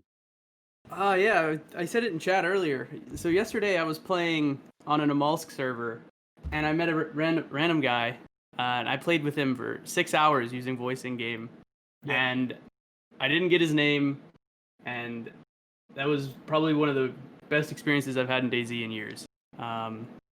So if he does catch the podcast, thank you, dude. But, what was his name in game? He called himself Danny, so that's all I know. Yes. Well, we know it that was Danny, loads of fun. We know it was a Danny boy, or you'd be dead. But yeah. And what about you, Jacob? Highlights. Well, I've been like kind of away, but I would say I'd say my interactions with Nomalsk as well. Like Yeah. I met about 20 people on a day one today. Yeah, I did not get killed once by any of them. Wow. Yeah. It was just basically talking, surviving, and just respawning because you starve to death or you get too cold. Yep. And that was it. Yeah. Gravity Wolf. With and expanding on Namalsk specifically, I really feel like it's reviving that help the survivor out kind of mentality, and I'm really enjoying it. I posted a tweet, I think it was a couple days ago or a day ago now. I think that this is really going to be the thing that gets me more play hours and not dev hours, because for the last 2.5 years with Mark, I've code, and that's it. So Still it's is. yeah, it's really still is, but I really feel I only that played yesterday. for me, Namalsk is going to give me that freshness that I've been wanting. Diddy, It's I can bringing promise in- you, it's mate, bringing- once you fire up Namalsk, mate, you won't want to put DayZ down again. It is just a breath of fresh air, mate. It I'm is keen, phenomenal. man. I'm keen. I haven't played it yet either, Diddy. So just hit me up if you want to do a duo. Yeah, sure thing, brother. Absolutely. That's Well, the thing I'll that hit you up on the DM. didn't have. Livonia was like nice to have a DLC, but it didn't bring any new mechanics and experience to the game. It was No. just doing the same thing in a different place. Whereas the mouse now is like it forces you to play DayZ sort of as it was intended. I think that's the big change, isn't it? That's the big difference between Livonia and Namalsk is exactly what Ben just said. Livonia offered nothing new apart from new locations. So I think that's why this has become such a hugely popular thing. Brims, I think you Adam, are going to if be you're still running watching, around. Adam. You are going to be running around doing fucking parkour with the amount of stretching you're going to have to do, mate. If you're there, Adam, there's no sneaky up in way those. that you can disable third-party audio by any chance. That'd just make it even better. Oh, yeah. I personally love using in-game VoIP. I really do. Radio. Oh, and yeah, Compared to how it everything, used to be, like you can actually hear people, and like it's also clear. Compared to Yeah. like 3 years ago, it was all like staticky. You can't make out what they're saying. They I need to just add wish more people- radio frequencies as well. We touched on this before, but they need to add more radio frequencies. Oh, definitely. There's Yeah, not the enough radio. for how big some of these servers are getting. Or fix the Yeah. radio bugs. Yeah. 'Cause, yeah, I can hear people with a radio with no battery in it sometimes, and it's just meta. Because I only play on like hardcore RP servers. Well, this comes back to what we talked about last week, Brim. They do now need, I think, to sit back and just polish the game as it is and get it to a Yeah. really shiny state, and then start bringing in some new stuff. There's enough in there, and Yeah. there's enough mods for the variety that people want if they want it. But let's focus on those core elements. You know, getting cars more stable and fixing some of the little features of the game that we don't say bugs, we call them features here. But yeah, and just making it really sing. Yeah. They I mean, I they likened met it. every promise they made this year. Four Yeah. updates and they met it. So now let's Yeah. polish it. And it was solid updates as well. fine. It wasn't just crappy updates. Yeah. It was, it was full of good stuff that we all wanted. So yeah, I mean, I likened it to Rainbow Six Siege with their Operation Health they did, where they didn't release any new guns, new characters, nothing for a couple of months. They just concentrated on fixing the bugs.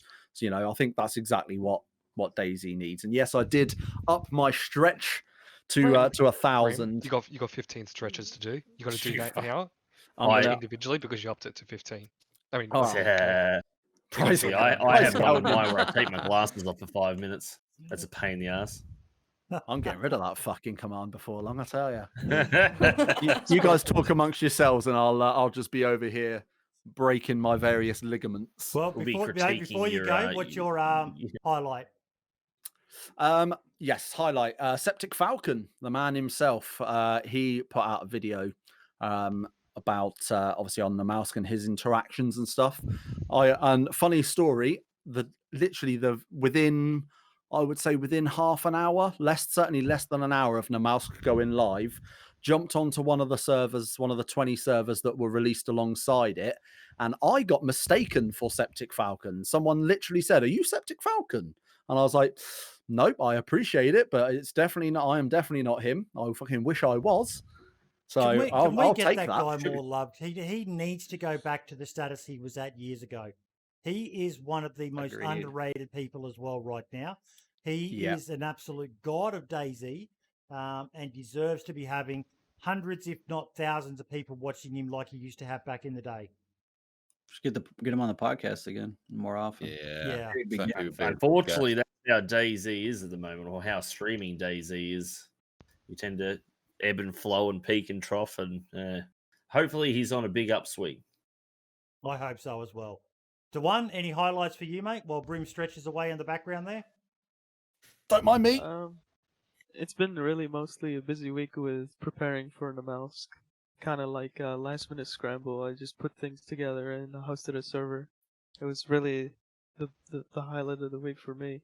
It was awesome watching it live, and the crazy influx of players actually hit a record, a 24-hour peak, like really fast, with all the people excited jumping on the game. It even crashed third-party launchers. Guys, stop using third-party launchers, please. Yeah. The official Yeah, launcher is fuck that. perfectly Fuck off, fine. launcher. It's really Yeah. good. Yeah, you can't use third party with my mod. Thank you. Yeah, well, that's about it for me, yeah. I had something to throw in Mouse, real it quick makes- if you don't mind. Go for it. Yeah, go ahead.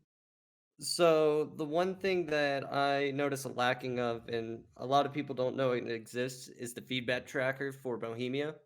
Mhm. And there's a bug that's been kind of plaguing the modding community. It seems to be an issue with the one? compiler, the server halting. I had that one. Yeah. Yeah, it's relatively annoying, and it's not anyone's specific fault. But the more community feedback and the more community testing we do, it's just like when DayZ goes and throws up, "Hey, get on the experimental server. We need to test this." It's really, really, really good for not only modders themselves, but players and streamers to ask their community to go help out the community, because it really does help us grow. Yeah, it's out right now, this experimental build. If you're a server owner and you want to test out mixing up mods, please do it now. And any results you have, share it with the feedback tracker, because this has been one of the most annoying bugs. You know, maybe players will know about it in the background because server owners take care of things, but there's issues with like mixing up mods together and you want to run a big collection. But yeah, hopefully the devs are on a fix with this patch, and it's live right now on experimental. Good point. Good point. Anything else, Gravity? Any other highlights? I actually wanted to ask a small question. You have 4 well-known modders here. As time progresses, ideas like the idea creation process slows down. But a lot of the times, a lot of the ideas that we receive from players are just plainly unreachable. What do you want to see out of DayZ modders in 2021? I like, me personally, I think Adam really opened us up to, he made changes to the core game. Now, about the only other thing I can think of off the top of my head is medical attention, and now Hell rework. I want to see more things like that. You know, more mods like what Adam has released, a map and a mod, you know, effects like the EVR storm, just things to, you know, give DayZ a new lease on life. That's me personally.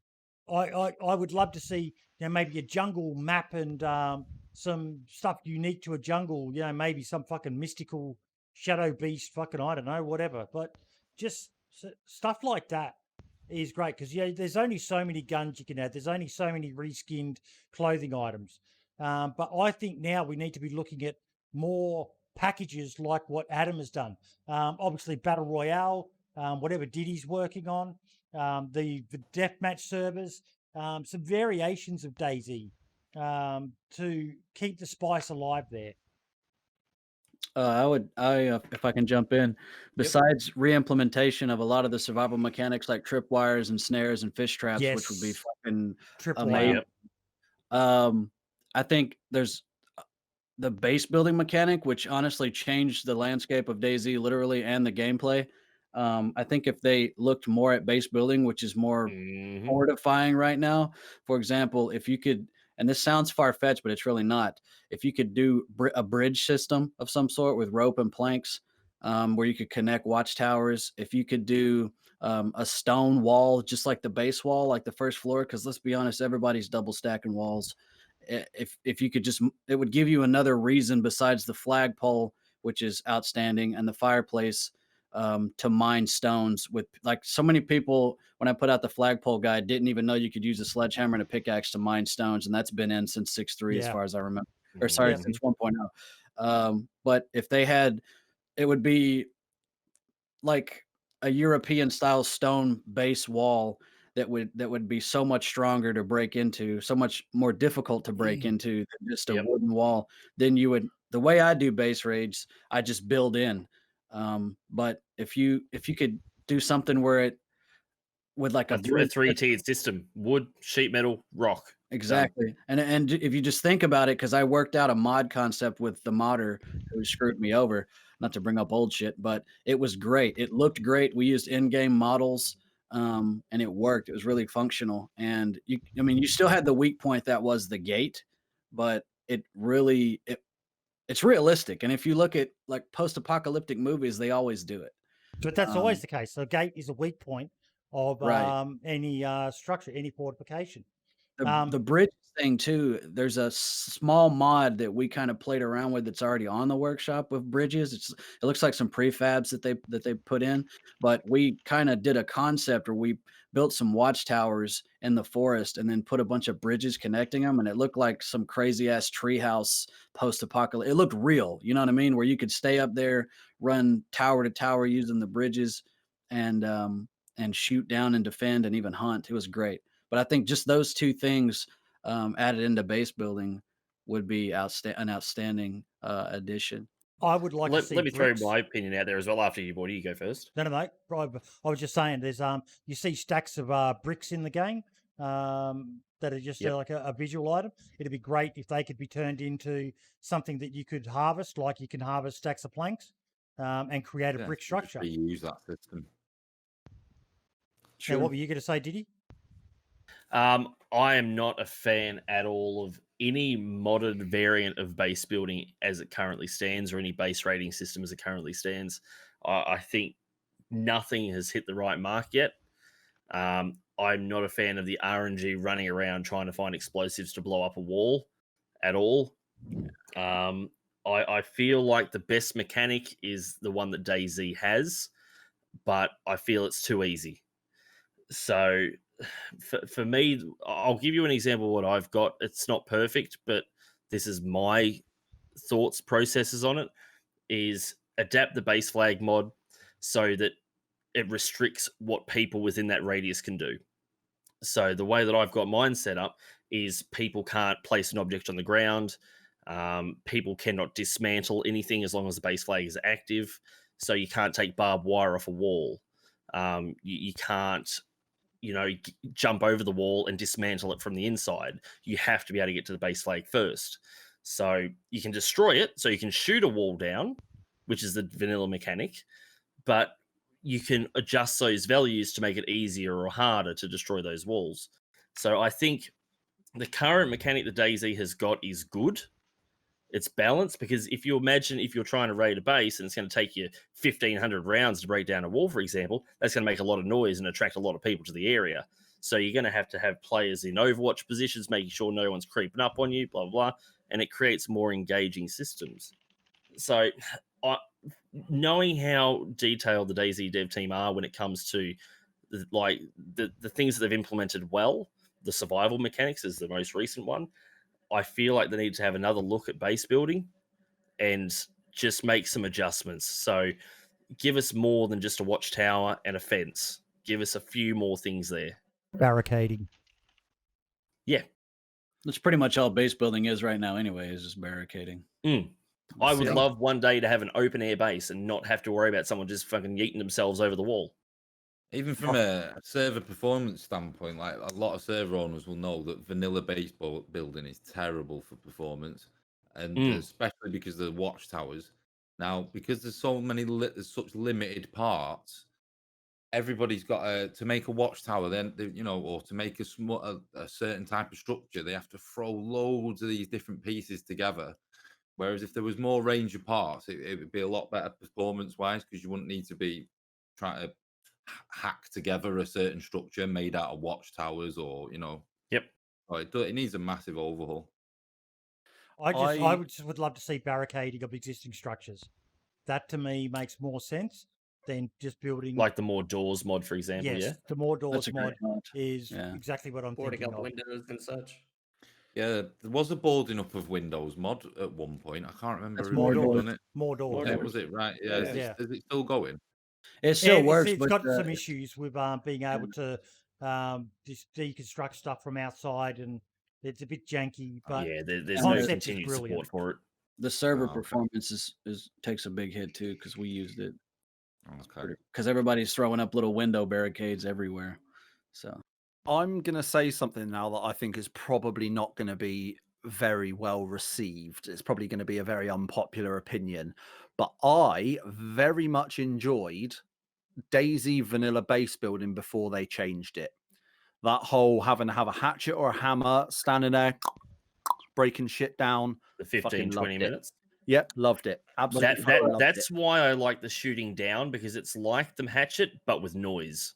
wasn't Yes. vanilla like way shorter though? I feel like I watched some streamers. Oh, like, yeah, it going was- down to, Yeah, like, yeah. 3 Vanilla minutes. was like yeah. a minute. I think Was it depends a bit on server style. Like for me, like I've got a PvP server, so the raiding with bullets just doesn't work at all. Because on a PvP server, you can't make bullets rare because everybody wants to shoot each other. So, But it means that people have to have the storage to be able to keep the bullets. If you want to But set there's it to different 1,500, ways of 2,000 rounds, balancing whatever. it.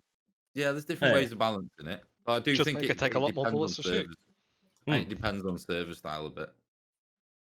It's really just Mosin rounds and buckshot and slugs that you want to use on base raids anyway. So you can use Well, if the you rest of it for- nerf those buckshot down. yeah.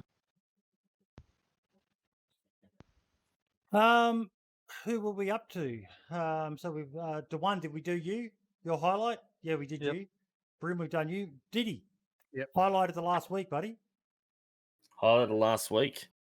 Well, it has to be the most, surely. Just Yeah. the fact that it's reinvigorated the player base has been the biggest thing. It's brought people back who have been away from the game for 12, 18 months just to come back and explore and enjoy something new. So that's been a big thing for DayZ for sure. I think the best part of it for me has been Blizzards. Blizzards were just a stroke of fucking genius. I still remember just being in absolute awe in my first Blizzard going, what is happening? This is a whiteout. I can't fucking see. And then my temperature just plummeted and I had to run inside a building. I was lucky I was near one. I can't imagine how scary it would be being caught in a blizzard out in the middle of the fucking wilderness or trying to go across the ice floes. That'd just be a terrifying experience. But yeah. Now, if I may add, the one thing that with bringing all these players back, I kind of have a dream, and I kind of have I really want to see this eventually. I run into a random person, they don't necessarily play DayZ, but they had played DayZ, and they state, "Well, isn't that a dead game?" Yeah. Well, we're slowly getting to the point where we're not. We're, like I said, we went from 6,000 players at peak in a 30-day period to going to 33,000 players. And even games like Gary's Mod and stuff like that still get 50,000 players. And no one says, well, isn't it dead? So we're slowly getting it into that point where people are like, oh, I can go play this game because plenty of people play it. There's So, like, so this much is life work- left in it. Yeah, so much life left. And we only have like the dev team, we have content creators, we have community modders, we have all of us to thank, including the players themselves.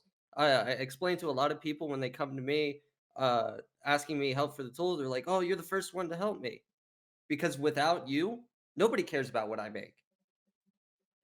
You have to respect and love the work and the love that these players that are returning or even coming in new that are giving the community. I feel like Yeah, we get a very lot well of said. praise. True. Yeah. On the Steam global stats, DayZ is currently 27th for current number of players playing it. Wow. Pretty Very dead, isn't nice. it? Yeah, Oh, there's yeah. a lot of Really just, fucking dead. I've just got the Steam charts for DayZ up. All-time peak of 45,398, but are currently playing an hour ago 32,972, and a 24-hour peak of over 33,000. So it, You got the mouse to 34,000 right think. now. yeah, it is far from dead. There'll be more on tomorrow as well because it's Sunday. Yeah. Yep. Sunday is always the busiest day. I do see within the next couple of months, if the modding community content creators all keep up with the good positive energy and spreading of useful information to newer players, I really do see us possibly hitting, even surpassing the previous peak cap. That's my dream. That is my dream to see compare DayZ those stats. surpass. Compare those stats to Dead Matter or Miscreated. What do you call or it? 7 come Days on. to Die. To Die. Was it Derp Matter on it? Derp Matter. Derp Matter. Oh. Yeah. Yeah, all those DayZ killers that did absolutely nothing. The Flash and the Pan. All those DayZ killers that barely tickled under the nutsack of DayZ at They this get point. streamed for like a week and then you never hear them again. What was Oh, the I've other got to one? say, that- I've been trying to Dead Side. Scum. I want to have another look at Scum. It's got Scum, some yeah. interesting stuff happening, but yeah, it just fizzled out. Yeah. There's, Once you lose the player base, it's hard to get them back. Yeah. Ben, DayZ has shown that highlight it's of the possible last to- week. Well, I mean, it might as well just be called the mouse highlight, really. But I have got a shout out to give actually. A few of you will know Gaming Nana streamer. Yes. Yeah. Love her. streams with, she streams with Papa as well. Well, her daughter has recently been joining them on DayZ, and it's been absolute banter, funny to watch. And she's just started streaming now, and she's already just got affiliated yesterday. So Nice. I wanted to give Yeah. her, I wanted to give her a shout out. I'll drop a link to her channel in the podcast agenda, and you can throw it in the chat. Now, I got to say as well, Ben, you've been having There you some go. decent numbers in your stream, mate. Yeah, I'm pretty blown away by it all at the moment. To be honest with you, just plodding through. Especially since I know I've got so much to improve as well, and I know that I'll be able to concentrate on it a bit more in the coming weeks. Now that we've got updates and everything out of the way. But yeah, I appreciate it. Thank you, mate. It's been good. I'm enjoying it. Archie, what about you, mate? Highlight for the last week or so? I just want to say thank you to Sumrak for putting out Namalsk for free to everybody, for defibrillating the community and getting. I think that's the number one reason, obviously, why our numbers are so high right now on DayZ, and that's just PC players right there. Thank you so much for all the work you put into that, man. It's way, way, way, way better than I could have imagined, and I haven't even played it yet. I've just been watching streams, and you went above and beyond, man. And I'm not trying to be obsequious to you in any way because everybody knows me. I'm brutally fucking honest. The shit looks great. I mean, it's outstanding. I can't say enough. And another person I want to shout out, cat named Marks with a bunch of S's. Yes. He's putting out a lot of really cool He's guide killing it. and like news and updates and stuff like that. Putting them out like multiple per week. I don't know how he finds time to do it. But His channel content is just popping right it's now. It's going like that. constantly in my recommended, which that when the algorithm picks you up, you're destined for greatness. So congratulations on that. And I see nothing but good things for that guy. So thank you so much. he's buying subs. He's like- He's popping that good content out though. Yes. Right? And it is good content, yeah. He's streaming as well. I think like 5 days a week. Somebody streams on YouTube. I think so, every yeah. night. And then he's in everybody's chats as well, Yeah. supporting him and on Twitter as well. He's in my chat right now, and he's always here for the podcast every week, pretty much since day one as well. He's been a big supporter of the podcast. So Legend. yeah, a lot of love. Fuck Dude, off, I dude, rage. rage. Shocking behavior. I look, the Thirst Lord is here. From deep. Guys, thank you so much. This has been a really, really good episode, and I think it's been a few of us have been a little bit worried about how the Christmas special. Yes, I'm going to do another shameless plug of the Christmas special, folks. 19th of December, starting at 6 p.m. Australian Eastern Standard Time. That's going to be, I think, 8 a.m. UTC. What's yeah, that? it should be about 8 a.m. for us here in the I UK. think it'll be so- 9 it's because gonna you be a guys are on messy daylight day, that savings is. now, aren't you? Yeah, we start the podcast at 2 p.m. our time now, not 3 p.m. 2 p.m. So yeah. yeah, work It'll out the be- time zones for yourselves because I can't. But That's it's gonna going be to a be little bit more monster show. friendly to the Australian people. Pretty much everyone you're Yeah. seeing here tonight is being invited back. They can stay as long as they want. They can just pop in and say Merry Christmas, and we'll be doing some giveaways and whatever else we can wrangle in there. I'd like to throw in for those giveaways. Oh, I'm in a financial situation that I really want to start giving back into the community, and that's the one thing that I also want to do with deathmatch and survival under the VPP name. Is that just the exposure alone is something that money could never pay for. So I want to start giving back to the community, doing more giveaways, contacting you, Boydie, getting some merch from you, adding that into packages, and just overall doing more community events. Because if you look at large communities, they do these community events and they do bring more players in. They don't expect them, but it really does drive our numbers up and it really gets people engaged with what we're about, what we wish to see from our game, and so on and so forth. Seeing as all the DayZ staff are in Brims chat now, and I've brought this up before, can we have a fucking DayZ event, please? Like yes. all these other games that have great communities, right? Our community's better than a lot of them, and we haven't got a community event. We don't do anything every year. I want do a something. DayZ Battle Royale event. I want Smoke. Anything. I want Shroud. I want the Running Man, Toprek, Minder, Diddy, Archie, fucking every motherfucker in this big Battle Royale that goes for an hour or so, just playing it out, highlight it, make a big song and dance of it, and get... Do that at a gaming event as well.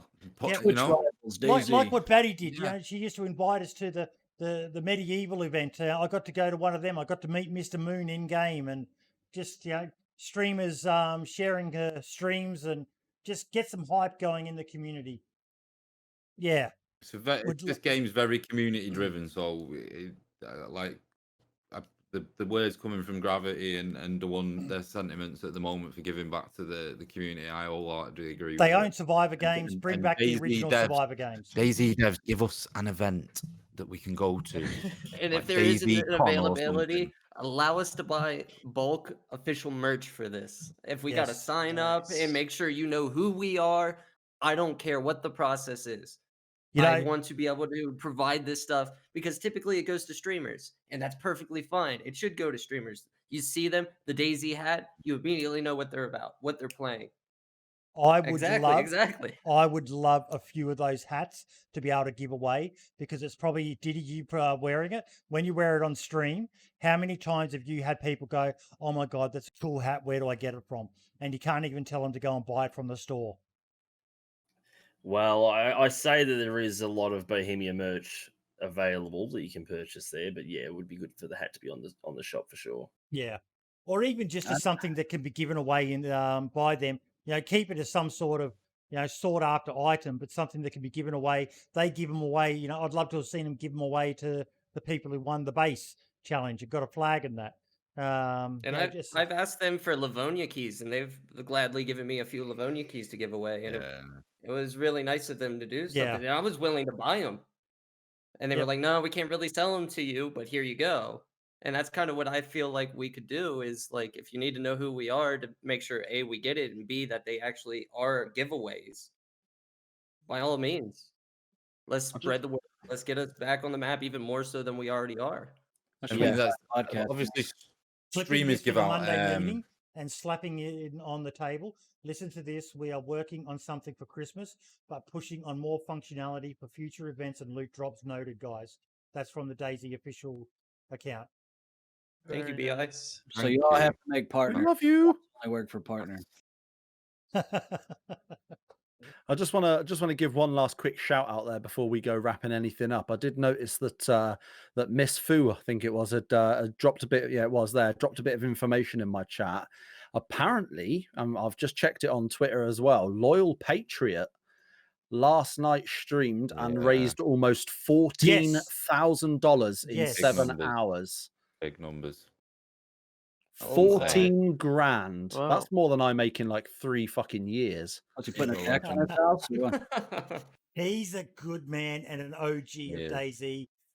Please, he is one one. of the originals. Follow that motherfucker on Twitter as well. He is. He was one of the most first 3 I wholesome discovered. guys.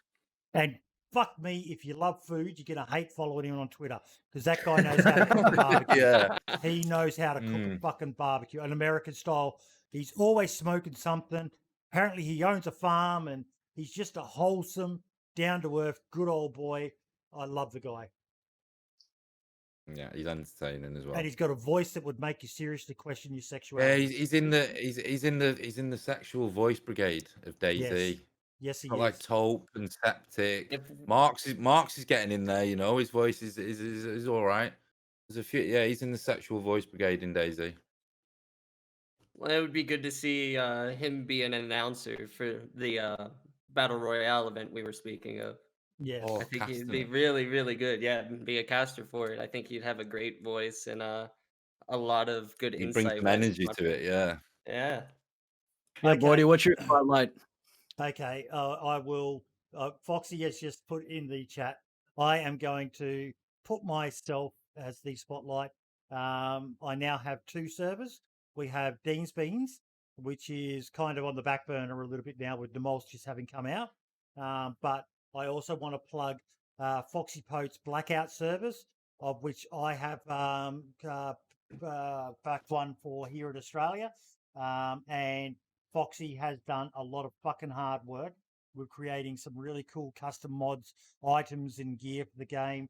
And it's got some pretty cool mods, including one I want to give a shout out to, which is Searchable Corpses. I highly recommend it, even for PvP servers, because if you kill that bloke, you got to spend about 30 seconds actually searching him before you can access his inventory. So it's That's cool. It's a very, very cool little function in that you've got to basically secure the area before you can go in and loot. Also, infected, you have to search them, but they don't take as long. But a player, I think it's probably about 20 to 30 seconds before you can actually access the loot. And that's just you sitting there, not just doing the wiggle and the jiggle and the hopping around so people can't shoot you while you're moving side to side. You've got to sit there and actually be on the body, holding an animation to open up the inventory. So yeah, it's a I great like little that. server. Plus, the other thing with these servers is all the rage at the moment is not base building. No base building on the Blackout servers, just stashes, and it's a perfect win for Namolsk. I feel Namolsk is maybe a bit too small for bases, but yeah. Please check out the DayZ Blackout number 3 or number 1 or 2 or 4. He's also opened one in the US as well. So Check 'em all. again, Namolsk is where it's at, folks. All the cool kids are playing Definitely. Namolsk. Yep. And I just want to give just one last quick little bit of promotional stuff to throw out there very quickly. In about 15 to 18 hours from now, I am co-streaming with Sergeant Raging Snake. Hey. We're gonna get some mouse gameplay in. So it'll be like tomorrow lunchtime UK time. So I'm gonna message him after the podcast and sort out the finer details of servers and where we're meeting and all that sort of fun stuff. But yeah, tomorrow afternoon, about 15 to 18 hours from now, I'll be jumping on with him. So he's a member of Running Man's Survivor stream team. He's been a big supporter of mine. He's raided me several times. He's a fucking lovely bloke. So I've left a link to his channel in our chats here. So you should definitely go and check him out Can you because he's state fucking when awesome. when you're looking to host the event, so that I can write this down? Oh, what the with me and Holiday Sarge? event? Oh, what's that? 19th of December. And you said you were only going to give your time. So yeah, so for the Christmas podcast, you mean? Yes. Yeah, so it'll be the 19th of December, but it'll be about 8 a.m. UK time. I'm not sure what that is for everybody else. There may be alcohol involved. There will be alcohol involved. Okay. I don't know how much we can say just yet, but we are going to be fundraising for a very special reason, and we're going to set some goals. Now, Ben has decided he's going to do the world's hottest chip. I've decided that I'll do a tiered one, where I am eating a chip for maybe every $100 we raise or something like that. A packet of those, the super hot corn chips. Brim is decided he's going to look at a pepper. I don't know. I recently bought some hot. All I bought a right. 3-pack of hot sauces recently that are really not hot. They're just basically barbecue sauce, but they came with a extreme spicy chocolate bar. So that's in my refrigerator, ready for the Christmas episode. I'm gonna do something with that. That's So the all most right. thing I've ever heard. Can I have like 5 minutes? I'll be right back, but I actually want to throw my hat in the ring to something I'll sacrifice. Okay. Okay. Barbecue is a bit spicy, but I've got. Honestly, this hot sauce, it's lovely, but it's not as spicy as some of the others I've had. The- It the is ones basically I'm- a barbecue sauce. The ones I'm going to be eating, Dude I Rage did on his stream. I was actually watching it when he did it. It was fucking hilarious. He is not a man who tolerates hot food. Wait, what or are they if- called? Or if he does, then I may be in over my head. If he can tolerate hot food, because he was fucking hurting when he ate those chips, man. I got to try these. I've got to avoid these like the plague. I got to Let's trick try. my son into trying these. Is what I meant. The challenge one that I'm doing looks like a pretty big deal. I've seen a few Well, but people going down. Your one will have to be like at a massive total. Maybe if we hit the target, you do the world's hottest chip. There's a good chance I may go under. So He says he loves hot food, but those chips, bro, my cheeks were hot the next morning. Which cheeks? Cheeks, yeah. Yeah. Yeah, toilet roll in the fridge ready. All 4 of them, top and bottom. Yeah. So what is this fundraiser going towards? We can't say just yet. I'm in. Can you talks send me a with- message real quick? I I'll can. message you. I will. All right, you I go, might you even go. invite you to a group chat. But Ben Brim, I did invite you to it, didn't I, Brim? I don't know. I I can't don't know. remember. If I haven't, I just want to will. know, due to the fact of the nature of my gift, or my contribution as far as the milestone being hit, I just want to make sure it's in a Good favor. taste. Oh, 100%. 100%. All right, I'm turning on the video.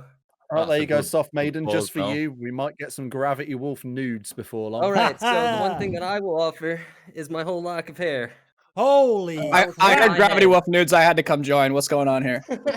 I will shave my head if we meet the last milestone. We do that, and I will gladly take Holy every bit shit, of hair that's a off lot my of head. hair as well. I'll make sure we meet the last Then you milestone. can we make have got me to your do head. this. I'll tell you I what, reckon fuck you could it. make a piece of DayZ rope out of that. If we make the goal, I'll shave my hair off as well, okay? I'll shave mine as well. Fuck it. I have an idea. If we meet the goal, Gravity Wolf shaves his head, and what he does is he divides it in half, sends half to Wiidevil Oh, and God. half to me, so that we can actually finally have some fucking hair. Hey, give me some too, bro. What are you talking about? There's got enough that to go kind of around. hair, There's you are. plenty. There's That'll be plenty. my We'll contribution. keep it in the community. There you go. We'll send Adam a little box of hair, just a little lock of it. All right, if you hit the contribution, I'll pull my tooth and send it to Boydie. How about that? Yeah, send me that DM though too. I'll jump in on that, man. Awesome, sure. awesome. Honest to God, guys, this is why I love this fucking show so much, man. These random moments, Clement Dab just jumping in here, and I love this show. Diddy, thank you so much for coming on, mate. All of you, thank you so fucking much. This show is just the best thing that's ever fucking happened to me, that I've ever been involved in. Oh, It's fucking Be amazing. I quiet. love you all so much. We It's love you definitely too. a good one. Jeff, what yeah, the was fucking that? dog loves it. The dog loves it. Oh. But no, thank you all so much, everyone. Next week's guest, Brim, you're hosting next week, aren't you? Or is it Ben? Am I? I believe it's me, I think. Let me Would you double like to check. announce who the guest is? I think it is me, and if it is myself and Fourth from Base Building Plus mod. That's Gonna cool. be talking about. He's a cool guy and he likes to talk, so it should be brilliant for the podcast. Looking does, forward to that one. He's Professional a talented bloke. commission models and stuff. Yeah, he's a good lad. He's a good lad. Yes, Yeah, you he are does some right. Really It good is work too. Ben. It is Ben and Fourth from Base Building Plus next week. Just double checked in the in the Discord. It definitely is. They've got Fantastic. plenty to talk about with their mods, so yeah, it should be a good show. As always. Definitely. Going to give expansion a bit of a run for their money with their base building, eh? Base Building Plus is actually a really good base Silent building mod. from Mango there. Yeah, we're looking forward to it. No, it's a good mod. It's a great mod. Yeah, It they're is, put, it they're is. putting in they're putting in effort in there. They're putting in effort. Actually, and Clement, before we go, mate, did you help out with the moles? I did, yes. Thank you so much, mate. Whatever you've Absolutely. done, you've added to the magic that is just, enamored. Probably, I reckon, a good 75 to 80% of the DayZ community. I know there's people out there who aren't fussed with it, but the majority of us, it's just the best fucking thing ever, man. So, yeah, again, like Ben says, man, you just seem to come out of nowhere and you've just blown us away with your skill and your talent and all the rest of it, buddy. Really appreciate it. Happy to contribute, guys. I'm glad you guys like it. These poor console kids, man. They're so I thirsty. know. I do feel If we for could them. do something, we would, but sadly, it's not possible right now. Yeah. I've had people in my chat already today saying, "Can we get the mouse gun console?" They'd sooner buy a PC. Yeah, you can. It's about $600 DLC. You go on Amazon and you have to buy the computer, and yeah, then you can get it on console. Yeah. Hey, Gravity Wolf, what's going on with you and Soft Maiden, mate? He's sending you DMs now. I haven't received a DM, but I've been reading it, and I appreciate all the kind words. Oh, you know I'm in his Been DM. making me blush the whole time. She's personally gonna pay it just to buy your hair when it. We'll auction it off. Well, We'll it's auction been it off. it's been what about 2.5, 3 years. So when I first came back to the DayZ community when modding was released in 2018, I haven't cut my hair since. Just been sitting in that chair, haven't had time. Well, I work from Saving it home for now, this so moment. 18 hours. Let's go.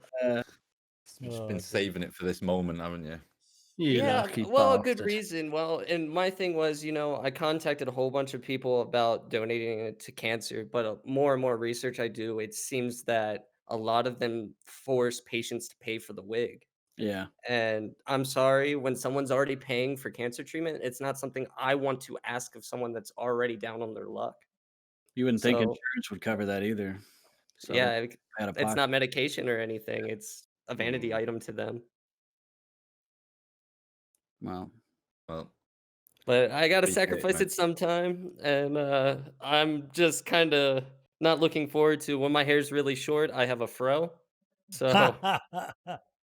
I'm just looking forward to receiving a new set of hair in the fucking post at this Same, point. same perfect time. It's winter as well. This will do me nicely.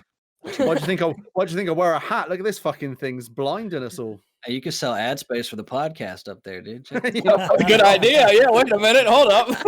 Who needs a There we go. roadside billboard There we when you go, got Brim. Brim You dead? you can avoid the chili sauce, mate. If we hit the target, you get a DayZ Podcast tattoo on your skull. Oh, don't tempt me. Guys, thank you all so much. It was a fantastic episode. A nice long one tonight. 3 hours and Yeah. 20 odd minutes of pure DayZ About 3.5. goodness. But I knew this was going to be a big one because we've all done our spotlights, and nearly every single one of them revolved around Nomolsk. Nomolsk Nomolsk is brilliant. Nomolsk is just what we needed. It's almost a completely different DayZ experience, and I'm so excited to see what comes from content from everyone and just the experiences that people are having, because it's really creating. It's like a whole new version of DayZ, and it was more than I expected. I expected just a map, and then to get this mod, this hardcore survival mod. Fantastic, absolutely brilliant. DayZ's in good hands. Yeah. The mask is what Livonia should have been. Amen. Yeah, I'll agree with that. Level of quality. 100%. Livonia is just Chinaris with more rain. and bears before bears were released. True. Yeah. Oh, those things can fuck off. Hey, they got some new houses Hey. and a tree. What more can you want? Exactly. Not So much. Don't forget to check out the website, www.thedayz.podcast. We have a Patreon as well, thanks to our two Patreon supporters, Jake Snow and Scout Speeder Gaming. Thank you all so much, and we will see you next week on the podcast with Ben hosting and Fourth from Base Building Plus. Diddy, thank you again, mate. We kept you up late. What's it? Always a pleasure. 4:30. Fucking nearly 4. 6:30 in the morning, 4.5 hours sleep for me, and I'll be up again. I know, mate, but it was worth it. It was Yeah, good it's having you on, 4:30 brother. AM. Long live the Aussie Just as well you don't survivalists, need mate. that beauty sleep. All the best, everyone, and we will see you next week. Say Take bye-bye, it easy, everyone. everyone. It's been a good See you one. later, Have a guys. good one. Bye. Bye-bye. Ciao for now. My heart levitates. Oh, oh, so